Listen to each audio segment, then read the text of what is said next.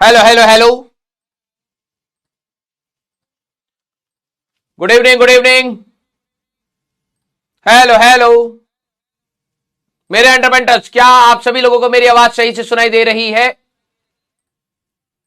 क्या हो गया इसको?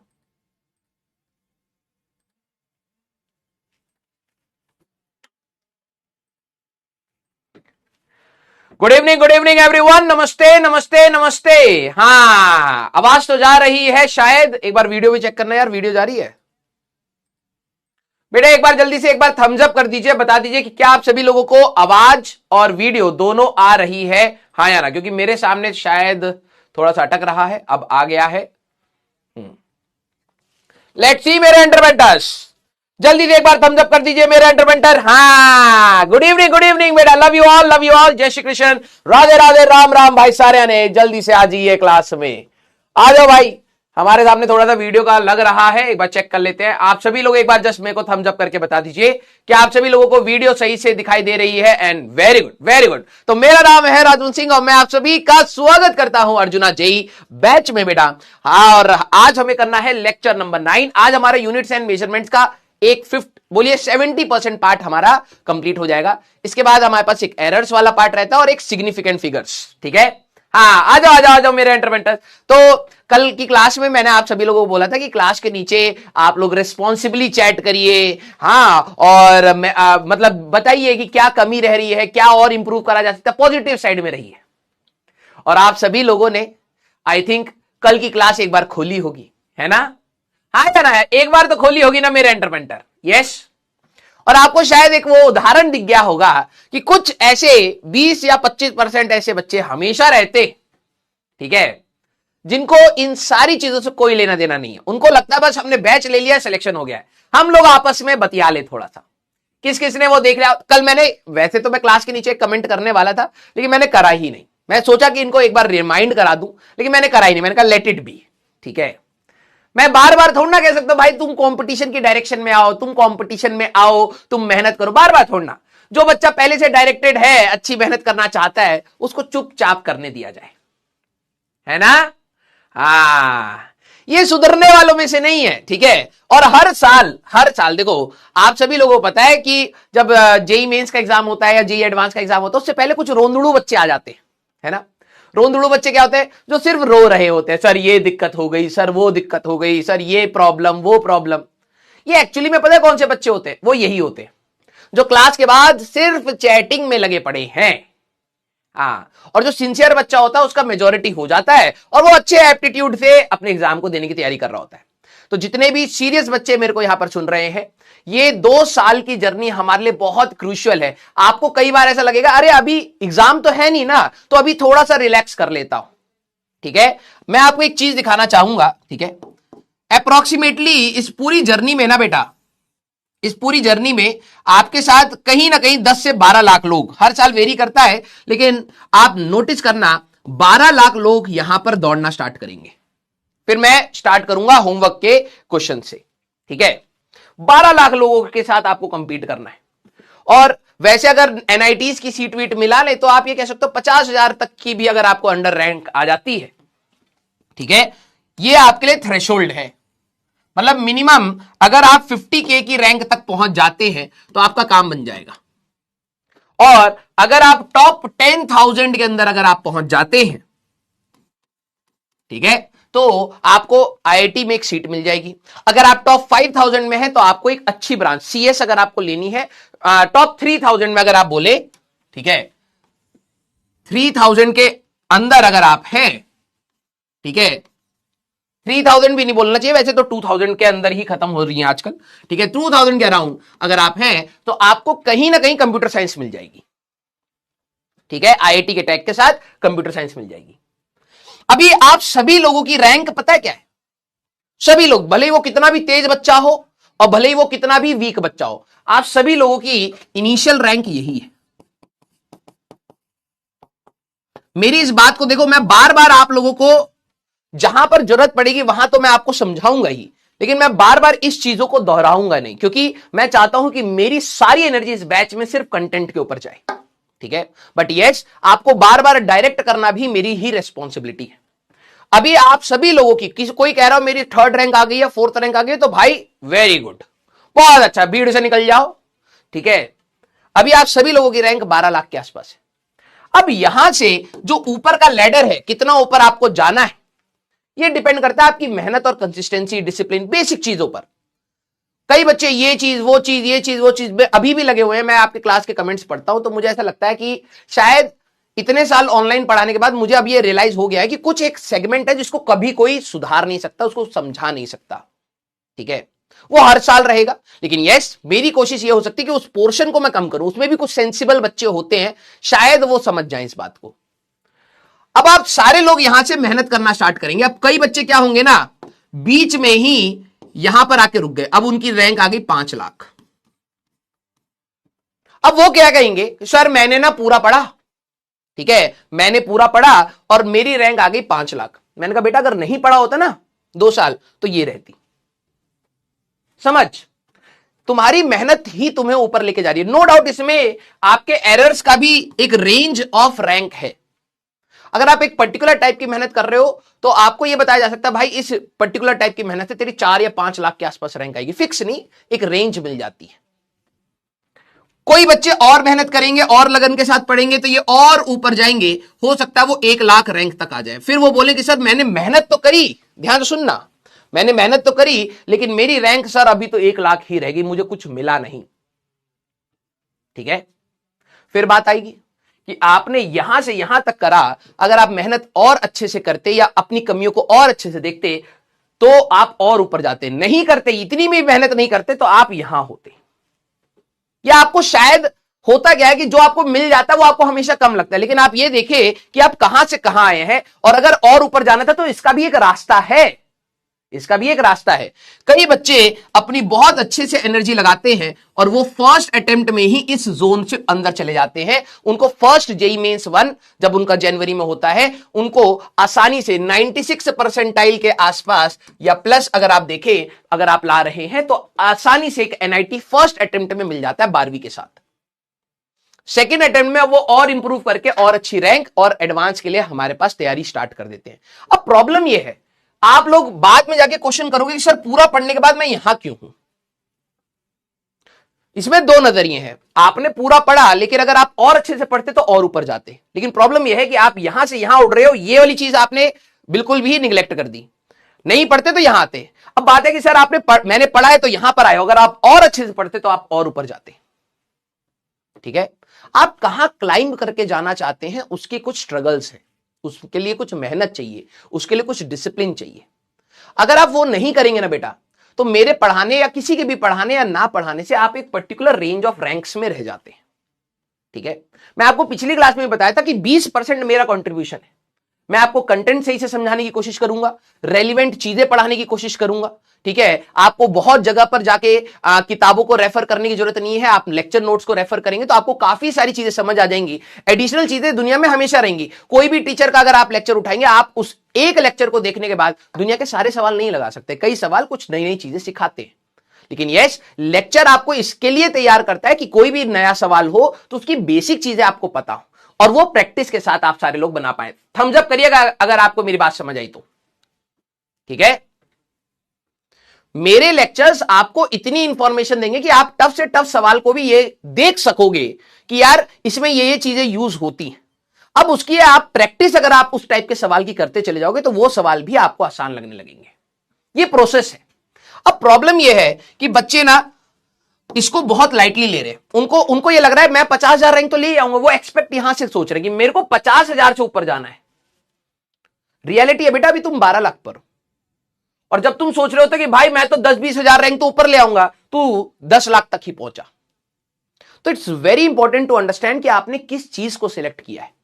जिस चीज का आप एग्जाम देने जा रहे हैं बेटा, मैं ये कहूंगा कि वो आपका बहुत बड़ा पेशेंस एंड डिसिप्लिन मांगता है, बहुत बड़ा। ठीक है, आपको कई प्रकार के डाउट, कई प्रकार के डिस्ट्रैक्शन इस पूरे रास्ते में आएंगे। अभी तो 11वीं की शुरुआत है, अभी देखना मिड में आना, आपको चैट में फिल रहेगा इधर उधर की बकवास, लेकिन मैं इतना इम्यून हो चुका हूं कि मैं उनको डिस्कार्ड करता चलूंगा, क्योंकि स्टार्टिंग से अगर मैं आपको साथ लगा हूं, मेहनत कर रहा हूं, तो मेरी भी रेस्पॉन्सिबिलिटी है अच्छे बच्चों की तरफ कि भाई उनका नुकसान ना हो। अब ये आपकी रेस्पॉन्सिबिलिटी है कि आप एक अच्छा बच्चा बने। अगर आपको चाहिए कि मैं आप पर फोकस करूं तो आपको अच्छा बच्चा बनना पड़ेगा। अच्छा बच्चा is not who is scoring good, अच्छा बच्चा फॉर मी इज दैट जो डिसिप्लिन्ड वे में लेक्चर्स को देख रहा है। समझ रहे हैं? तो प्लीज इट्स योर रेस्पॉन्सिबिलिटी, आप पूरे बैच की रेस्पॉन्सिबिलिटी है बेटा कि आफ्टर द क्लास आप रेलिवेंट चीजों पर बात करें। आप बात करें लेकिन रेलिवेंट चीजों पर बात करें। क्लियर? तो ये चीज है। एसी हाँ थोड़ा सा चला दो और पानी भिजवा देना, ठीक है? क्लियर? डीपीपी बेटा, कई एक बच्चे ने लिखा था सर डीपीपी के सॉल्यूशन आप दे दो। अरे भाई मुझे तो लगता है कि तुम्हें पूरा ऐप समझाने में 1 साल लग जाएगा जिस स्पीड से तुम कर रहे हो।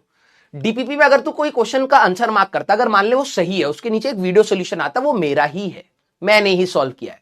अगर तू गलत मार्क करता है तो नीचे एक वीडियो सोल्यूशन का टैग आता है, वो सोल्यूशन अगर तू क्लिक करेगा तो मेरा ही आएगा। क्लियर? हाँ यस। कुछ बच्चों ने कहा सर आप होमवर्क क्वेश्चंस की अलग से वीडियो बना के दे दो पर्सनली, जैसे निखिल सर कर रहे हैं, ठीक है? कई बच्चों ने बोला sir Nikhil sir homework solution की दे देते हैं।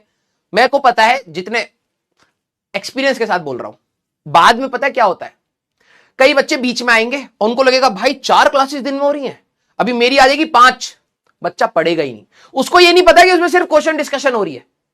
समझ रहे हो? तो मैं ऐसा कोई भी एक्स्ट्रा लोड नहीं देना चाहता। मैं कोशिश करूंगा इस साल कि आपके ऊपर कम से कम लोड में बेस्ट से बेस्ट रेलिवेंट चीजें मैं बता दूं। होमवर्क मेजॉरिटी क्वेश्चन मैं क्लास में कर रहा हूं। जब मेरे को लगेगा कि भाई ये चीज है तो उसके लिए मैं कुछ और सोच के बैठा हूं। आपको जून जुलाई के पास आपको मैं वो बताऊंगा कि मैंने इस टाइमर आपके लिए क्या डेवलप कर रहा था, ठीक है? तो अब बस आपको क्या कोशिश करनी है, चुपचाप पढ़ाई करनी है। तो हम लोग लास्ट क्लास में मेरे एंटरप्रेन्योर एप्लीकेशंस ऑफ डायमेंशंस में थे, तो इस वाली स्लाइड की जगह मैं हाथ से लिखना पसंद करूंगा। एक बच्चे ने सवाल पूछा, सारे बच्चे बताना, क्या सारे कांस्टेंट्स की डायमेंशंस m0 l0 t0 होती है? सारे बच्चे। और ये इंपॉर्टेंट है, एक बच्चे ने डाउट पूछा था। अब देखो ऐसे डाउट मेरे को चाहिए। अब ये था कि मेरे को लग रहा था बाय डिफॉल्ट बच्चा शायद अब समझ पा रहा होगा, लेकिन उसी चैट में एक ये बच्चे ने सवाल पूछा था कि कांस्टेंट के रिगार्डिंग, क्या सारे कांस्टेंट की डायमेंशंस हमारे पास 0 होती है, मतलब डायमेंशनलेस होते हैं? देखिए भाई, कांस्टेंट मतलब क्या है? जो कभी चेंज ना हो, कभी, ध्यान सुनना, कभी चेंज ना हो, उसी को कांस्टेंट कहते हैं।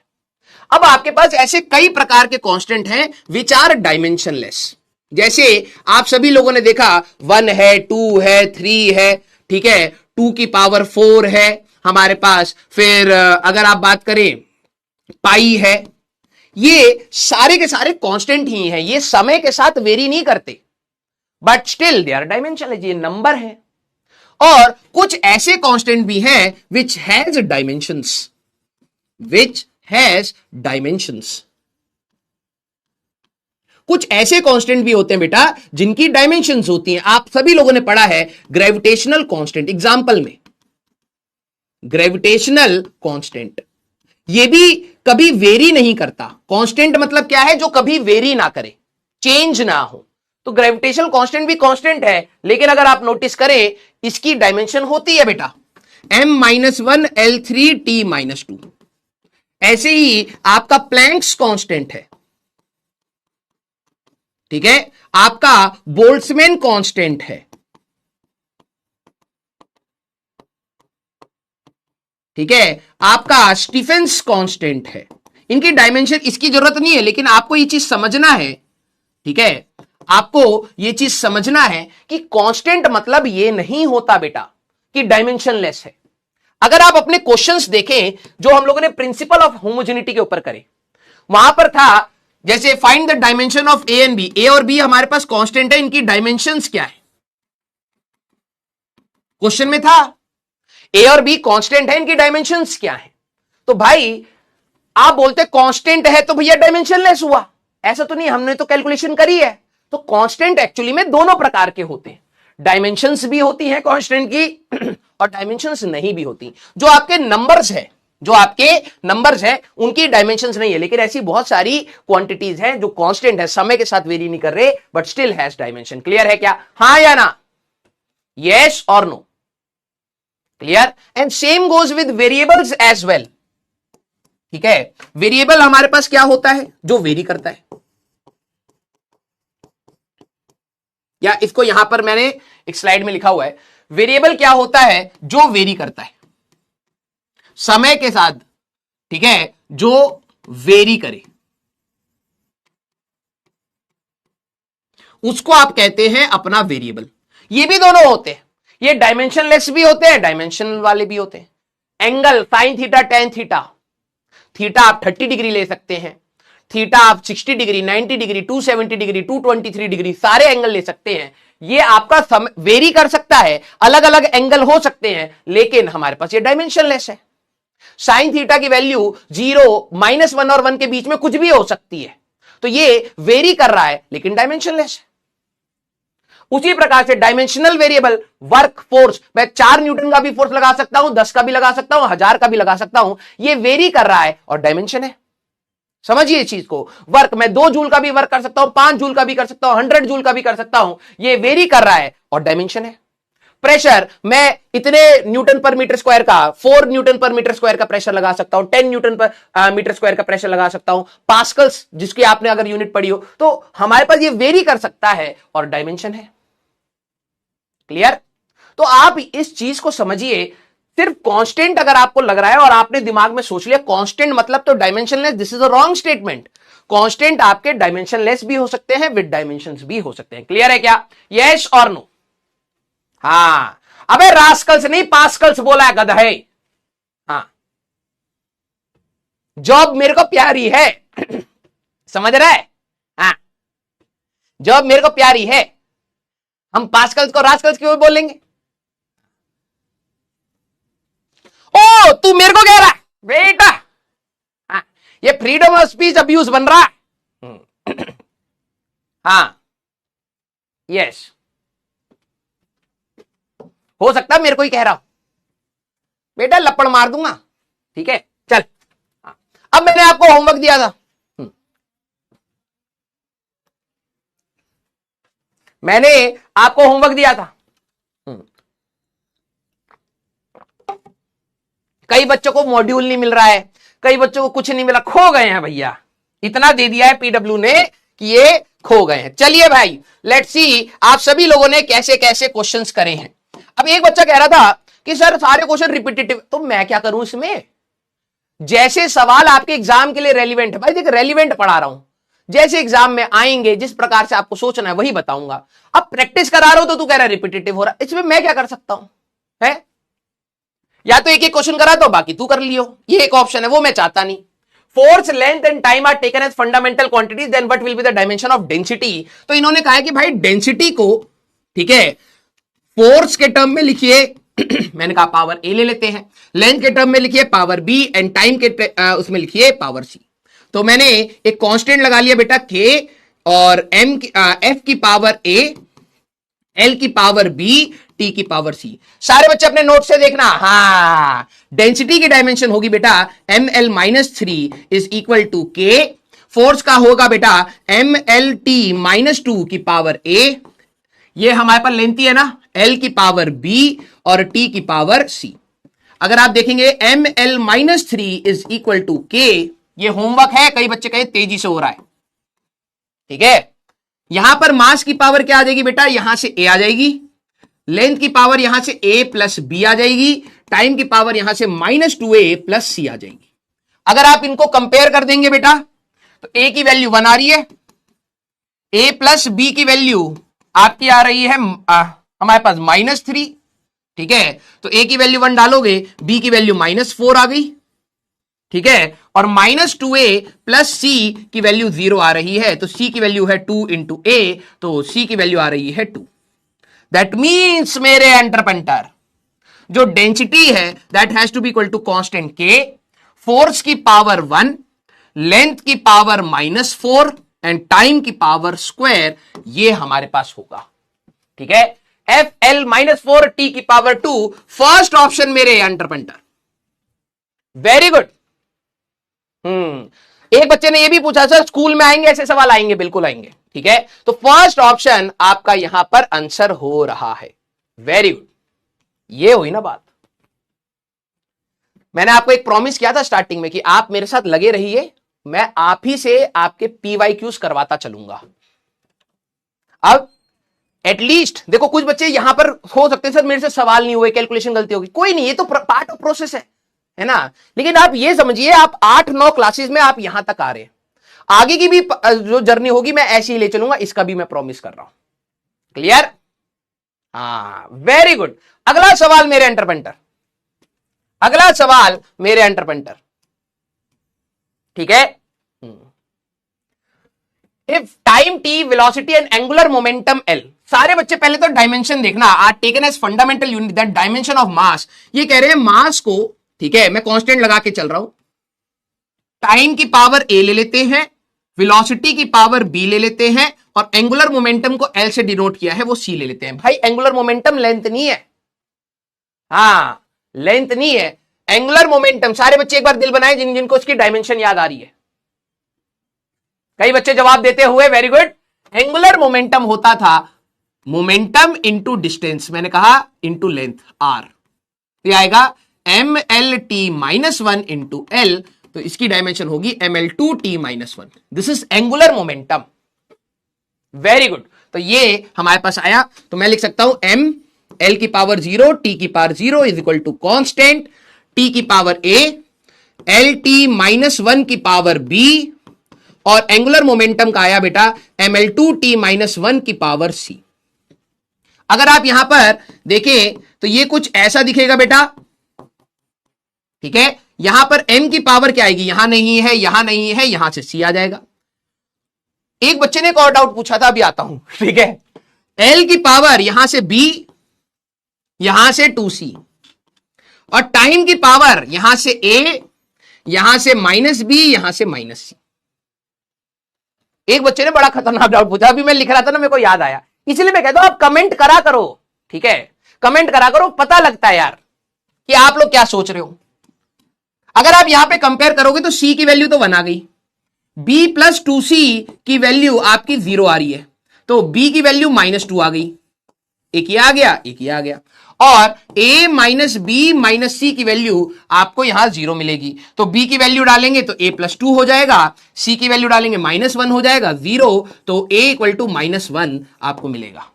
तो क्या बना मेरे entrepreneur, m is equal to k, time की पावर a थी बेटा -1, v की पावर b थी -2, और हमारे पास एंगुलर मोमेंटम L की पावर C थी 1। तो -1 -2 1, -1 -2 1, फोर्थ ऑप्शन आप सभी लोगों का आंसर होगा। ये अच्छा लग रहा है भाई, हमारे एंटरप्रेन्योर मेहनत कर रहे हैं, बहुत अच्छा लग रहा है, वेरी गुड वेरी गुड। उस बच्चे का डाउट सुनो, उस बच्चे का खतरनाक डाउट, मेरे को हार्ट अटैक आ रहा था। टी की पावर -2 का स्क्वायर जब आप करोगे, मैं फोन देख रहा, अचानक से मैंने कहा आई मम्मी, मम्मी आगे क्या हो गया, मैंने कहा मम्मी क्या कर रहा, मेरी मम्मी 10वीं तक पढ़ी है, मम्मी ने कहा अगले दिन जाइए उसको बता दियो कैसे होता है, मम्मी तक को पता है, ठीक है भाई। इसका स्क्वायर करोगे तो क्या होगा, सारे बच्चे, उसने कहा कि सर ये जो टी की पावर 4 होगा। एक बार तो मुझे लगा तरुण सर, भाई साहब सैल्यूट मारना पड़ेगा तरुण सर को, तरुण सर को भाई साहब यहां से मैं सैल्यूट मार रहा हूं, एक बबुआ सर, अब तरुण सर की बारी। ये ऐसे बच्चों को तो झेल रहे हैं। उसने पूछा क्या कि सर जब आप स्क्वायर कर रहे हो तो यहां पर टी लिख दिया और -2 का स्क्वायर तो 4 होता है। अब मैं क्या बोल पाऊंगा, तू सोच, मैं रात को 12 बजे चैट देख रहा हूं, मेरे को कितनी फ्रस्ट्रेशन हो रही होगी, मैं तुम्हें एडवांस का सवाल करा रहा हूं, घर पे जाके मेरे को क्या देखना पड़ रहा है भाई साहब। कभी कभार तो ऐसा लगता है भाई इस रात को कभी खत्म ही मत होने तो हमें ले चलो ऊपर।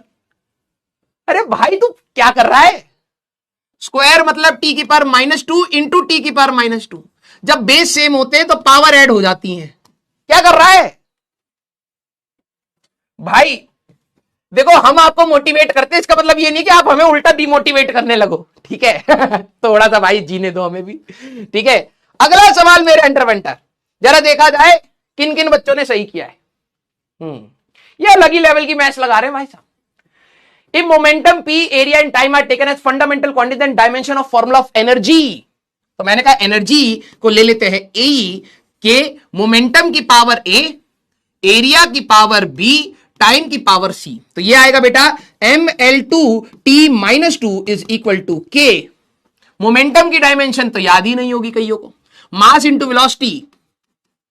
अब यही फायदा है एग्जाम में आपको खुद का डिपेंडेंस रहेगा। एरिया एल स्क्वायर और टाइम तो टी है ही, तो यह आएगा बेटा mL t-1 की पावर ए, एरिया एल स्क्वायर की पावर बी, टाइम टी की पावर सी। जैसे आप इसको ओपन करेंगे mL2t-2 is equal to constant के, मास की पावर ए, ठीक है, लेंथ की पावर ए प्लस 2b प्लस सी। यहां पर ए आएगा, यहां पर तो है ही नहीं, प्लस यही रहा 2b, टाइम की पावर यहां से माइनस ए, यहां कुछ है नहीं, प्लस सी। Very good. बस इसी तरीके से जब आप घर पे होमवर्क करोगे ना, कुछ और एक्स्ट्रा नहीं करना, बस इतना जब मैं आपको बोलूंगा तब करना, अभी कुछ नहीं, अभी अपनी पढ़ाई करो और लाइफ एंजॉय करो, ठीक है। जैसे आप कंपेयर करोगे, ए की वैल्यू तो 1 आ गई भाई, मास को इससे कंपेयर करोगे, लेंथ को इससे करोगे, तो a प्लस 2b की वैल्यू है 2, a की वैल्यू 1 होगी तो 2b की वैल्यू 1 होगी, तो b की वैल्यू आ जाएगी हाफ, ठीक है। और माइनस a प्लस c की वैल्यू -2 है, तो a की वैल्यू जैसे आप 1 रखोगे, -1 plus c is equal to -2, c की वैल्यू आएगी -1। तो कौन सा ऑप्शन बन रहा है? ये हमारे पास बनेगा एनर्जी इज इक्वल टू के, मोमेंटम की पावर a थी 1, फिर एरिया की पावर b थी मेरे एंटरप्रेन्टर हाफ, और टाइम की पावर -1, तो 1/2 -1, 1/2 -1, सी ऑप्शन आप सभी लोगों के सामने आंसर आते हुए। वेरी गुड, लव यू बेटा। सी ऑप्शन आप सभी लोगों के सामने आंसर आते हुए, वेरी गुड वेरी गुड। ये हुई ना बात।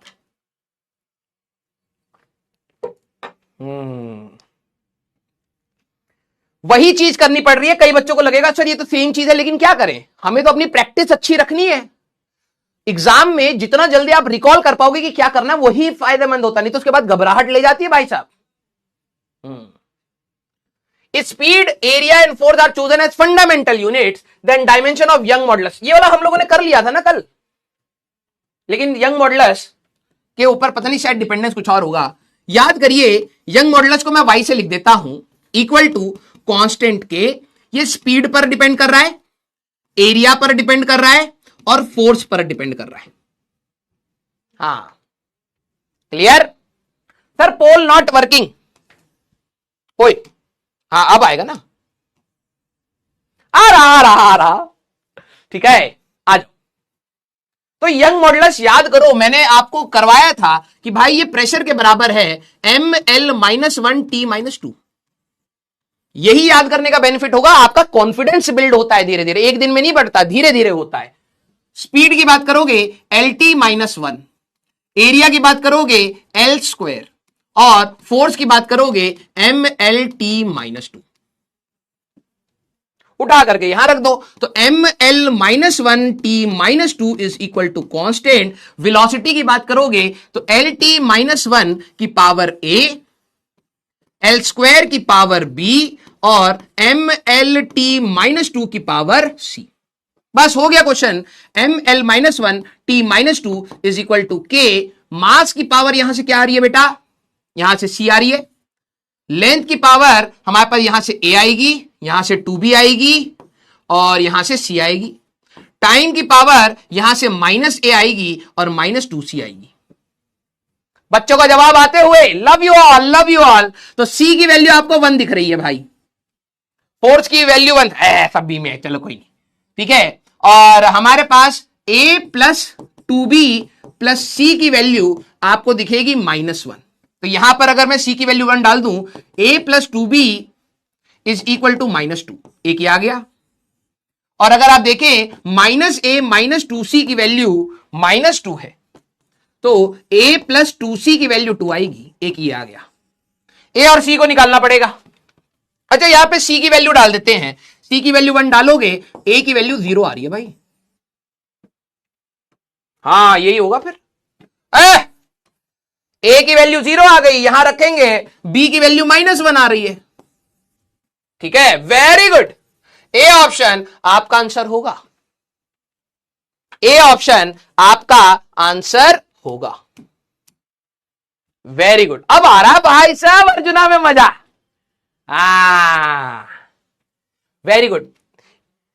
1 मिनट का पॉज लेके ध्यान रखना, आपको बहुत सारे लोग अलग अलग टाइप का ज्ञान देंगे रास्ते में।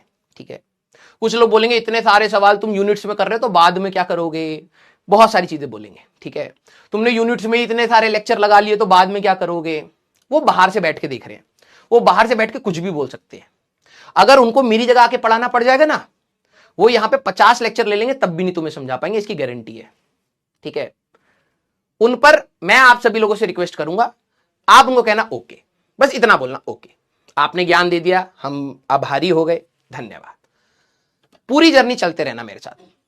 ठीक है, अगर तुम्हें सुनना पड़ जाए सुन लेना, कोई दिक्कत नहीं है। सारी प्लानिंग मेरी है, सारी प्लानिंग सिस्टम की है। हम लोग आपके लिए बहुत सारी चीजें आगे प्लान्ड है, आपको भी सब पता लगेगा। ठीक है, किसी को कोई चीज, तुम फालतू की बात मत करना, किसी को कोई चीज का वो मत लेना, क्योंकि ये चीज आती है। अब मैं चाहता हूं कि आप प्रैक्टिस के साथ चलें। प्रॉब्लम क्या है, 10वीं क्लास में बच्चे के पास प्रैक्टिस भी नहीं है, घर पे वो करना भी नहीं चाह रहा है, तो हम लोग क्वेश्चंस को साथ में कर रहे हैं, इसलिए टाइम लग रहा है। लेकिन बाद में जब हमारी स्पीड होगी तो कोई भी टॉपिक छूटेगा नहीं, ये हमारा प्रॉमिस है। क्लियर? यस बेटा, एक तो आप सभी लोगों को मैं बोलूंगा, ठीक है, बी हम्बल। ये जो आप लिख रहे हैं बी हम्बल, ये जो आप लिख रहे हैं, ये वाली हरकत तो बिल्कुल ही मेरे सामने मत करना। ठीक है, क्योंकि इसका एक मेरे पास बहुत अच्छा इलाज है। जिस दिन आपने ऐसे करना स्टार्ट किया, ठीक है, बिलीव मी, मेरा कम्युनिकेशन आपसे खत्म हो जाएगा। मैं ऐसा इंसान नहीं हूं, मैं किसी को ना रोस्ट करना चाह रहा हूं। आपके साथ हंसी मजाक अलग होता है, मैं किसी को कोई रोस्ट नहीं करना चाहता। जो भी व्यक्ति है वो अपना काम कर रहा है, अपनी सही इंटेंशन के साथ काम कर रहा होगा, मेरे को उससे कोई दिक्कत नहीं है। मैं अपनी सही इंटेंशन के साथ काम कर रहा हूं। मैं बस आपको यही कह रहा हूं कि जब आपको ऐसा, अगर आपको कोई दोस्त भी बोल दे, जैसे एक बच्चे ने बोला भी था कि सर उसके में तो ये टॉपिक खत्म हो गया, तो हो गया होगा यार, हो गया होगा। ठीक है, इसका मैं लोड लेके क्यों पढ़ाऊं। ठीक है, आपको इस चीज का डाउट नहीं लेना है। ठीक है, क्योंकि कई बच्चे डाउट में आ जाते हैं और डाउट में आने के बाद चीजें खराब करते हैं। मैं कह रहा हूं ठीक है, डिसीजन ले लो, आपको पढ़ना है तो पढ़ना, नहीं पढ़ना है तो फिर कहीं और पढ़ लेना, लेकिन डाउट में मत रहना। ये नहीं कि आप डाउट में रह के 10 दिन वेट कर रहे हो, कुछ और समझ आ जाएगा, एक्शन ले लेना बस। ठीक है, एंड अगर आपने दोबारा कभी भी मेरी क्लास में हुआ, अगर आपने किसी और को मेरे सामने डिमीन किया या गलत बोलने की कोशिश करी, बिलीव मी, मैं आपसे कम्युनिकेशन खत्म कर दूंगा उसी समय। ठीक है, मेरे को पढ़ाना है, पढ़ाना रिकॉर्डिंग में भी होता है, तो बिल्कुल रिकॉर्डिंग के जैसे चलेगा। ठीक है, इस क्लास को मैं डिसाइड करूंगा कि कैसे चलेगी, आप नहीं। ठीक है, किसी, आप तो सबसे पहले तो आप रिस्पेक्ट करना सीखिए लोगों की। ठीक है, अगर मैं आपको कोई चीज कह रहा हूं तो जरूरी नहीं है वो किसी की लेग पुलिंग हो। ठीक है, और मैं पर्सनली वैसा इंसान नहीं हूं कि मैं किसी की लेग पुलिंग करूं। ओके, आपको जो सोचना आप सोचिएगा, लेकिन बिलीव मी, जैसा मैं आपको कह रहा हूं बस उतना कोशिश करिएगा, अदरवाइज चीजें कॉम्प्लेक्स आपको दिखेंगी। ठीक है, मैं वही कह रहा हूं, रास्ता टफ होगा लेकिन यस, आसानी से हम लोग निकाल ले जाएंगे साथ में। ठीक है, अब momentum, area and time are taken in fundamental quantity energy हमारे पास। अब सारे बच्चे बताइए, क्या अब इसी प्रकार के 1 2 3 3 सवाल क्या अब आप ये खुद से कर सकते हैं, सेल्फ सॉल्व कर सकते हैं, और ये आपस में क्लास में, जब आप क्लास खत्म हो जाती है तो आपस में शेयर करके अपना आंसर वेरीफाई करें। ठीक है, होमवर्क सेल्फ सॉल्व, क्योंकि अब यहीं पर आपको इक्वेशन बनानी है। ठीक है, होमवर्क सेल्फ सॉल्व। इसका एक और आज आपको इलाज भी बताऊंगा कि मैं भी चलो आपके साथ इसको सॉल्व करूंगा क्लास के बाद। ठीक है, कैसे करेंगे हम लोग डिस्कस करेंगे। तो ये सारी चीजें आप करेंगे। 2-3 क्वेश्चन अभी और डिस्कस करते हैं। क्वेश्चन नंबर 8, ठीक है, आप सभी लोग सेल्फ सॉल्व करेंगे। जिनको है कि सर आंसर कैसे वेरीफाई करूंगा, क्लास खत्म होने से पहले मेरे को याद दिलाना, मैं उसके बारे में बताऊंगा। ठीक है, ओके, चलिए, ये लास्ट वार्निंग है आपके लिए। This is the last warning. अगर आपने मेरे स्टेटमेंट को किसी और के साथ जोड़ के सोचा और आपने उसको डिमीन किया या मेरे को डिमीन किया, ठीक है, then there is no point of teaching you. ठीक है, because we also deserve respect, those people also deserve respect. हर कोई एक प्योर इंटेंशन के साथ काम कर रहा है, मैं ये मान के चलता हूं। तो आपको ना ये वाले गेम में पढ़ना नहीं है। इस गेम में ना बहुत लोग पढ़ते हैं और बहुत लोग अपना करियर बर्बाद कर देते हैं। ठीक है, आप लोग अभी जस्ट आए हो ना, आपको बहुत अच्छा लगेगा ये सब करके, ठीक है, आपको बहुत अच्छा लगेगा। लेकिन वही बात है, जब एग्जाम के समय अगर आप आज की डेट में 12वीं क्लास के बच्चे से पूछोगे ना यार कि कितनी कंट्रोवर्सीज में आपने पार्टिसिपेट किया होगा, और आज कहो कि क्या इंपॉर्टेंट था, तो वो तेरे को भी बोलेगा भाई पढ़ ले। ठीक है, तो बीइंग अ सीनियर बोलिए या बीइंग अ टीचर बोलिए, मैं आपको वही चीज गाइड करूंगा जो आपके बेनिफिट के लिए। आपके पेरेंट्स अभी आपके घर में पीछे काम कर रहे होंगे ना, तो उनकी इंटेंट समझना, वो ये मान के बैठे कि बच्चा पढ़ रहा है। Don't do this thing to you. ठीक है, अपने लिए कोई भी चीज खराब मत करिए बेटा, क्योंकि दुनिया तो बैठी है खराब करने के लिए। ओके, लास्ट वार्निंग है, क्लियर? आइए बेटा, एक अच्छा इंजीनियर बनने के साथ साथ आपको एक अच्छा इंसान भी बनना पड़ेगा। ठीक है, दुनिया में जब आपके पेरेंट्स किसी कंपनी में जाके काम करते हैं ना, तो उनके भी बॉस होते हैं, उनके भी कलीग्स होते हैं, उनके पास भी अच्छी अच्छी डिग्रियां हो सकती हैं। लेकिन जब वो इंसान अच्छा नहीं होता ना, तो आपके पेरेंट्स, भले ही वो आपका भाई हो, बहन हो, पापा हो, मम्मी हो, उनको उस कंपनी में जाने का मन नहीं करता है। समझिए इस चीज को, काम तो सभी को करना है, लेकिन मरे मन से काम करना पड़ता है। ठीक है, तो आपकी डिग्री नो डाउट वैल्यूएबल है, लेकिन आपका जो नेचर है वो भी इक्वली वैल्यूएबल है। ठीक है, एक अच्छा इंसान भी बनिए। ओके, चलिए, तो बेटा अब इसके बारे में मैं अगली बार नहीं बोलूंगा, सारे बच्चे अब इस सवाल को देखना। It is known that the time of revolution, अब देखो ये स्टेटमेंट वाइज क्वेश्चन है, इन्होंने ना कई बच्चों को डराने की कोशिश करी है। ठीक है, देखो क्या बोला है, it is known that the time of revolution T of a satellite around the earth depends on universal gravitational constant. एक सैटेलाइट है जो अर्थ के अराउंड घूम रही है, ठीक है, इसका जो टाइम है वो ग्रेविटेशनल कांस्टेंट पर डिपेंड कर रहा है। ठीक है, ग्रेविटेशनल कांस्टेंट पर डिपेंड कर रहा है, the mass of the earth पर डिपेंड कर रहा है। अब कैसे डिपेंड कर रहा है मेरे को नहीं पता, और radius of the circular orbit पर डिपेंड कर रहा है, आर की पावर सी पर डिपेंड कर रहा है। ठीक है, obtain an expression T using dimension analysis, इसका क्या रिलेशन हो सकता है? कई बच्चों ने ये चीज सॉल्व भी करी है। तो स्टेटमेंट देख के घबराना नहीं है, यहां पर अब वही चीज हम लोग लगाएंगे, इक्वल टू कांस्टेंट अब देखो ग्रेविटेशनल कांस्टेंट का m की पावर -1, l की पावर 3, t की पावर -2, a मास की पावर b, ठीक है, और हमारे पास लेंथ की पावर c, यही आएगा। अगर आप यहां से देखें तो ये m की पावर 0, l की पावर 0, t की power 1 is equal to constant, mass की पावर यहां से क्या आ रही है बेटा, -a प्लस b। ठीक है, लेंथ की पावर यहां से क्या आ रही है बेटा, 3a प्लस c, और टाइम की पावर आपके लिए यहां पर आ रही है -2a। बस कंपेयर करना है, तो अगर आप देखें तो -a plus b equal to 0, that means a और b बराबर हो जाएंगे, जो भी आएगा। अगर आप लेंथ को कंपेयर करेंगे या फिर यहां से कंपेयर कर लीजिए, t को करेंगे तो -2a इज इक्वल टू 1, ठीक है, इक्वल टू 1, a की वैल्यू आ रही है -12। अगर a की वैल्यू -12 आई तो b की वैल्यू भी -12 हुई मेरे इंटरप्रेटर, राइट। और उठा करके अब c चाहिए, तो भाई देखो 3a प्लस c की वैल्यू हमारे पास 0 होगी, तो 3 into -1/2 plus c equal to 0, c की वैल्यू आएगी 3/2। अब ये रिलेशन आया, तो इससे आगे कैसे करना है? हाँ, इससे आगे कैसे करना है बेटा, जरा यहां पर ध्यान से देखो। कई बच्चे इस पावर को नहीं समझ पाते, तो ये जो टाइम है ये कुछ कांस्टेंट होगा के, ग्रेविटेशनल कांस्टेंट की पावर a आई थी, a की पावर है -12, ठीक है, मास की पावर -12 और r की पावर 3/2, यही आया है। किसी की पावर हाफ हो दैट मींस रूट, है ना, किसी की पावर -12 हो मींस इनवर्स, उल्टा करके रूट। तो मैं ये लिख सकता हूं इज इक्वल टू कांस्टेंट, ये हमारे पास आ जाएगा, ऐसे लिख देता हूं, अंडर रूट में g अंडर रूट में m, इसकी पावर पॉजिटिव ही है और ये 3/2 है सर, तो r का क्यूब और रूट। अब इनको अगर आप एनालाइज करें तो ये तो कितने आसानी से आप कह सकते थे, अंडर रूट में r³ बाय gm, ये होगा हमारे पास टाइम पीरियड। ठीक है, ये होगा हमारे पास टाइम पीरियड। तो अंडर रूट में आर क्यूब बाई जीएम, ठीक है, कौन सा ऑप्शन आ रहा है हमारे पास? फर्स्ट ऑप्शन हमारे पास आंसर है। सर कांस्टेंट दे रखा है तो मैं क्या करूं? लेकिन यस, हमारे पास डायमेंशनली तो ये सही है, तो हम लोग इसको मार्क करेंगे first option, that is going to be your answer. Clear? तो क्या आंसर आ रहा? First option, that, very good, very good.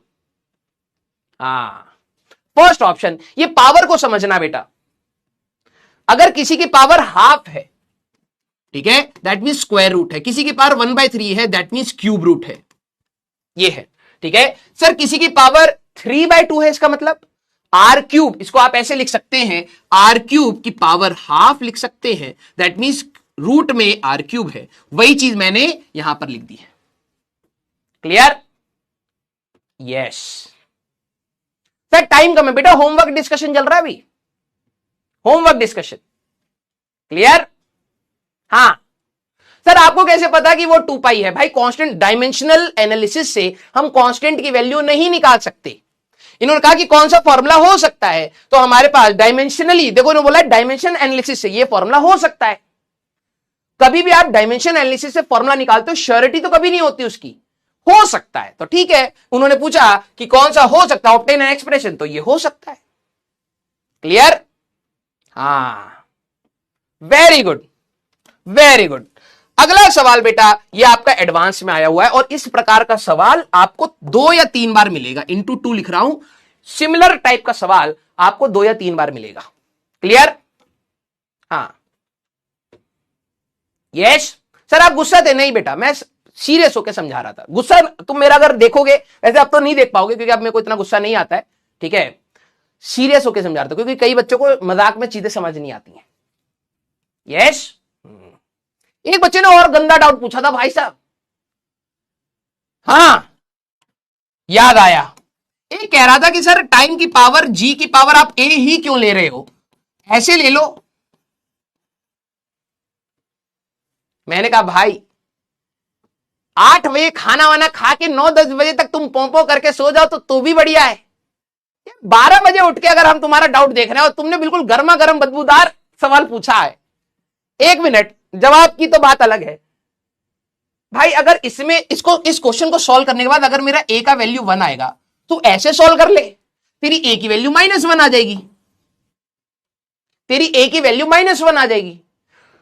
तू जबरदस्ती, वही बात है ना, जबरदस्ती कान खुजली हो रही है भाई साहब, पांव के नीचे से निकाल के योगा करके करेगा तो अलग बात है, ऐसे नॉर्मली कर ले। तू इनवर्स पहले से ही मान रहा है तो इसको ऐसे लिख ले भाई, कर ले सॉल्व। तेरा अगर हमारा आंसर 1 आ रहा था, तेरा आंसर -1 आ जाएगा, और कुछ नहीं होगा भाई साहब। भैया तरुण सर तो बचे हाँ, तरुण सर को भाई मौत आने वाली है, हाँ, लेकिन उनके जैसा शांत इंसान ही तुमको पढ़ा सकता है, ठीक है। The speed of light, C gravitational constant, G and Planck's constant. देखो ये वो डायमेंशंस हैं जो जनरली आईआईटी एडवांस ज्यादा पूछता है। स्पीड ऑफ लाइट, अरे भाई LT -1, gravitational constant M-1, L3 T-2, ठीक है। Planck's constant energy into time से निकालेंगे तो ML2 T-1 डायमेंशन है। अब इन्होंने कहा कि fundamental unit the dimension of time in the new system is. इस सवाल को और कर देते हैं, एडवांस में आया हुआ सवाल है। तो time is equal to constant LT, या फिर इसको ले लेते हैं C की पावर, TH ऐसे लिया ना, C की पावर A ले लेते हैं, G की पावर B ले लेते हैं, और प्लैंक्स कांस्टेंट की पावर C ले लेते हैं। ओ पोल पोल पोल, हाँ दे रहे भैया, हाँ ले, हाँ पैसा लेके नहीं भाग रहा है, ना करा, ठीक है। ये आया तो मैंने कहा T is equal to constant speed LT -1 की power A, gravitational constant M-1 L3 T की पावर -2 की पावर B, ठीक है, ML2 T की पावर -1 इनकी पावर C। क्या आ गया? बस करना कुछ नहीं है बेटा, is equal to constant mass की पावर, यहां कुछ नहीं है, यहां आएगा -B बेटा, यहां पर से आ जाएगा C, ठीक है। लेंथ की पावर देखोगे यहां से आ जाएगा बेटा A, यहां पर आएगा 3B, ठीक है, और यहां से आ जाएगा 2C। टाइम की पावर अगर आप देखोगे बेटा तो -a -2b -c। हाँ, कई बच्चों को लगता है 4800 रुपए दिए हैं तो एक भी पैसा बर्बाद नहीं होना चाहिए, टीचर से गिद्ध के जैसे नोच लेंगे और खुद पढ़ाई ना करे भली। तो यहां पर अगर आप कंपेयर करेंगे तो यहां पर m की पावर 0 है, l की पावर 0 है, तो -b + c आपको कितना मिलेगा 0, a + 3b + 2c आपको मिलेगा 0, -a -2b -c की वैल्यू मिलेगी 1। 3 इक्वेशन आ गई। तो c = b यहां से आया, उठा करके इसमें भी डाल दो, तो c और b बराबर है तो a + 5c = 0, और c और b बराबर है तो ये हो जाएगा -a या फिर a + 3c = 1। एक इक्वेशन ये आ गई। हाँ, तो चलिए मेरे एंटरप्रेन्टर, आग लगाया जाए। a + 5c = 0 एक इक्वेशन ये है, a + 3c = -1 रहेगा, है ना, यहां पे इसका माइनस इधर हो जाएगा, a + 3c -1 रहेगा। पता लगा अभी क्वेश्चन में आग हो जाती। सब्ट्रैक्ट कर देते हैं तो ये गया, ये 2c = 1, c की वैल्यू आ रही है हाफ। अगर c की वैल्यू हाफ आ गई तो b की वैल्यू भी आपकी हाफ होगी, है ना। c किसकी पावर है, इसकी प्लैंक्स कांस्टेंट, और b किसकी पावर है, g की। इन दोनों की पावर g और h, ये आंसर होगा। हाँ या ना। हाँ, पैसा गिनाने में हाँ पीछे नहीं बच्चा छूटेगा। हाँ, कितना जी, b और c की वैल्यू बराबर है हमारे पास हाफ और हाफ, तो मतलब प्लैंक्स कांस्टेंट की वैल्यू आपको हाफ मिलेगी और इसकी वैल्यू भी आपको हाफ मिलेगी, दोनों पॉजिटिव पॉजिटिव। तो यहां पर भी हाफ है, यहां पर भी हाफ, ये दोनों अलग हैं गलत, ये दोनों अलग हैं गलत, ये दोनों अलग हैं गलत। ए ऑप्शन आपका आंसर होगा। हाँ ठीक है भैया, हिसाब दे देंगे दे देंगे, ठीक है, जरा देखा जाए। Very good very good.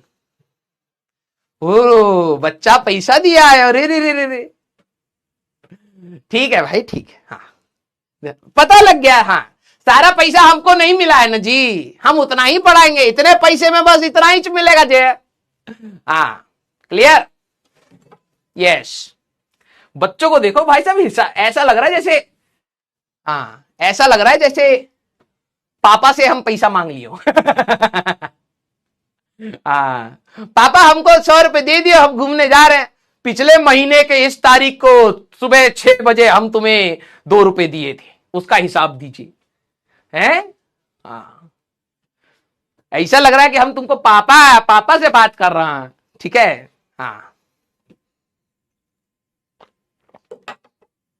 Yes, आ जाओ आ जाओ। अब देखो दूसरी हमारे पास डायमेंशनल, अब ध्यान से सुनना बेटा, अभी तक का जरा लीडर बोर्ड देखा जाए। दिवेश दिल्लीआइट, आंख एक यहां पर क्यों है बे, इसका मतलब कहीं ऐसा तो नहीं इसके पास एक ही आंख है, या तो 2 ठो बनाओ, 2 ठो, एक यहां दे दिया है, पता नहीं कैसा जीव होगा। पता लगे देवेश का मुंह पे यहां नाक है, यही आंख है, एक यहां दे दिया है, एक अपने पास रखा है। चलिए कोई नहीं। हाँ रायमा बेटा वेरी गुड, आर्यन, श्रेयांश, विजय, सैयद, मोहित, दीपक, अनिमिश और कृषिव लाल, वेरी गुड। ओ ये भी तो हो सकता है, ये इसकी मणि हो। हाँ अश्वत्थामा बनेगा ये। हाँ एक मणि हमें दे दिया है, यस, ये भी हो सकता है। अब सारे बच्चे जरा अपनी चोंच बंद करो, पहले ध्यान से सुनना। सेकंड एप्लीकेशन, पहली एप्लीकेशन क्या थी, हम कोई भी फॉर्मूला डिराइव कर सकते, लेकिन एक ड्रॉबैक आ रहा था वहां पर। ड्रॉबैक यह था कि कांस्टेंट की वैल्यू हम लोग नहीं निकाल सकते, बाद में इसको लिखेंगे, ठीक है।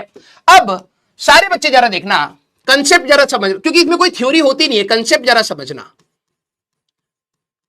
हम डायमेंशनल करेक्टनेस की बात कर सकते हैं, कोई भी फॉर्मूला डायमेंशनली करेक्ट है या नहीं, सोच के बताओ, कैसे बताओगे, यस और नो तो दबा ही सकते हो, ठीक है।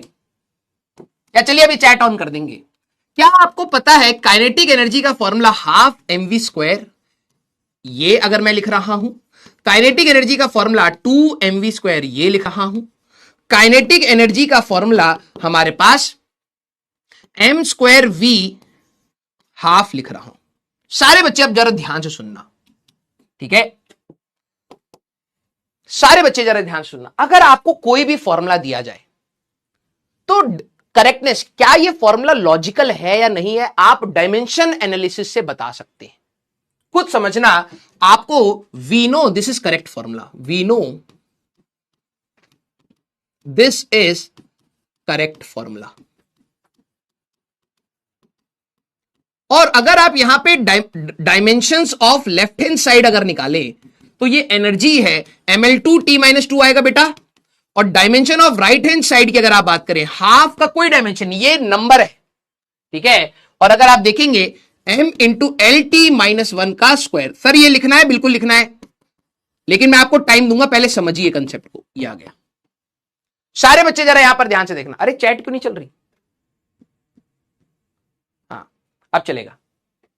सारे बच्चे जरा यहां पर ध्यान से देखना कि अगर आपको कोई ऐसा कोई फॉर्मूला दे, बोले क्या ये करेक्ट है या नहीं, तो हम एक काम तो ये कर सकते हैं कि इधर की डायमेंशन और इधर की डायमेंशन अगर मैच कर गई, समझना बेटा, dimension of left hand side, अगर लेफ्ट हैंड साइड अगर मैच कर गई dimension of right hand side की, है ना, तो क्या हम लोग कह सकते हैं कि ये फॉर्मूला करेक्ट है? सारे बच्चे एक बार दिल बनाइए। अगर मेरी डायमेंशन लेफ्ट हैंड साइड और राइट हैंड साइड की मैच कर गई तो क्या मैं ये कह सकता हूं कि ये फॉर्मूला करेक्ट है? सोच के बताइएगा, अभी यहां पे झटका पड़ेगा।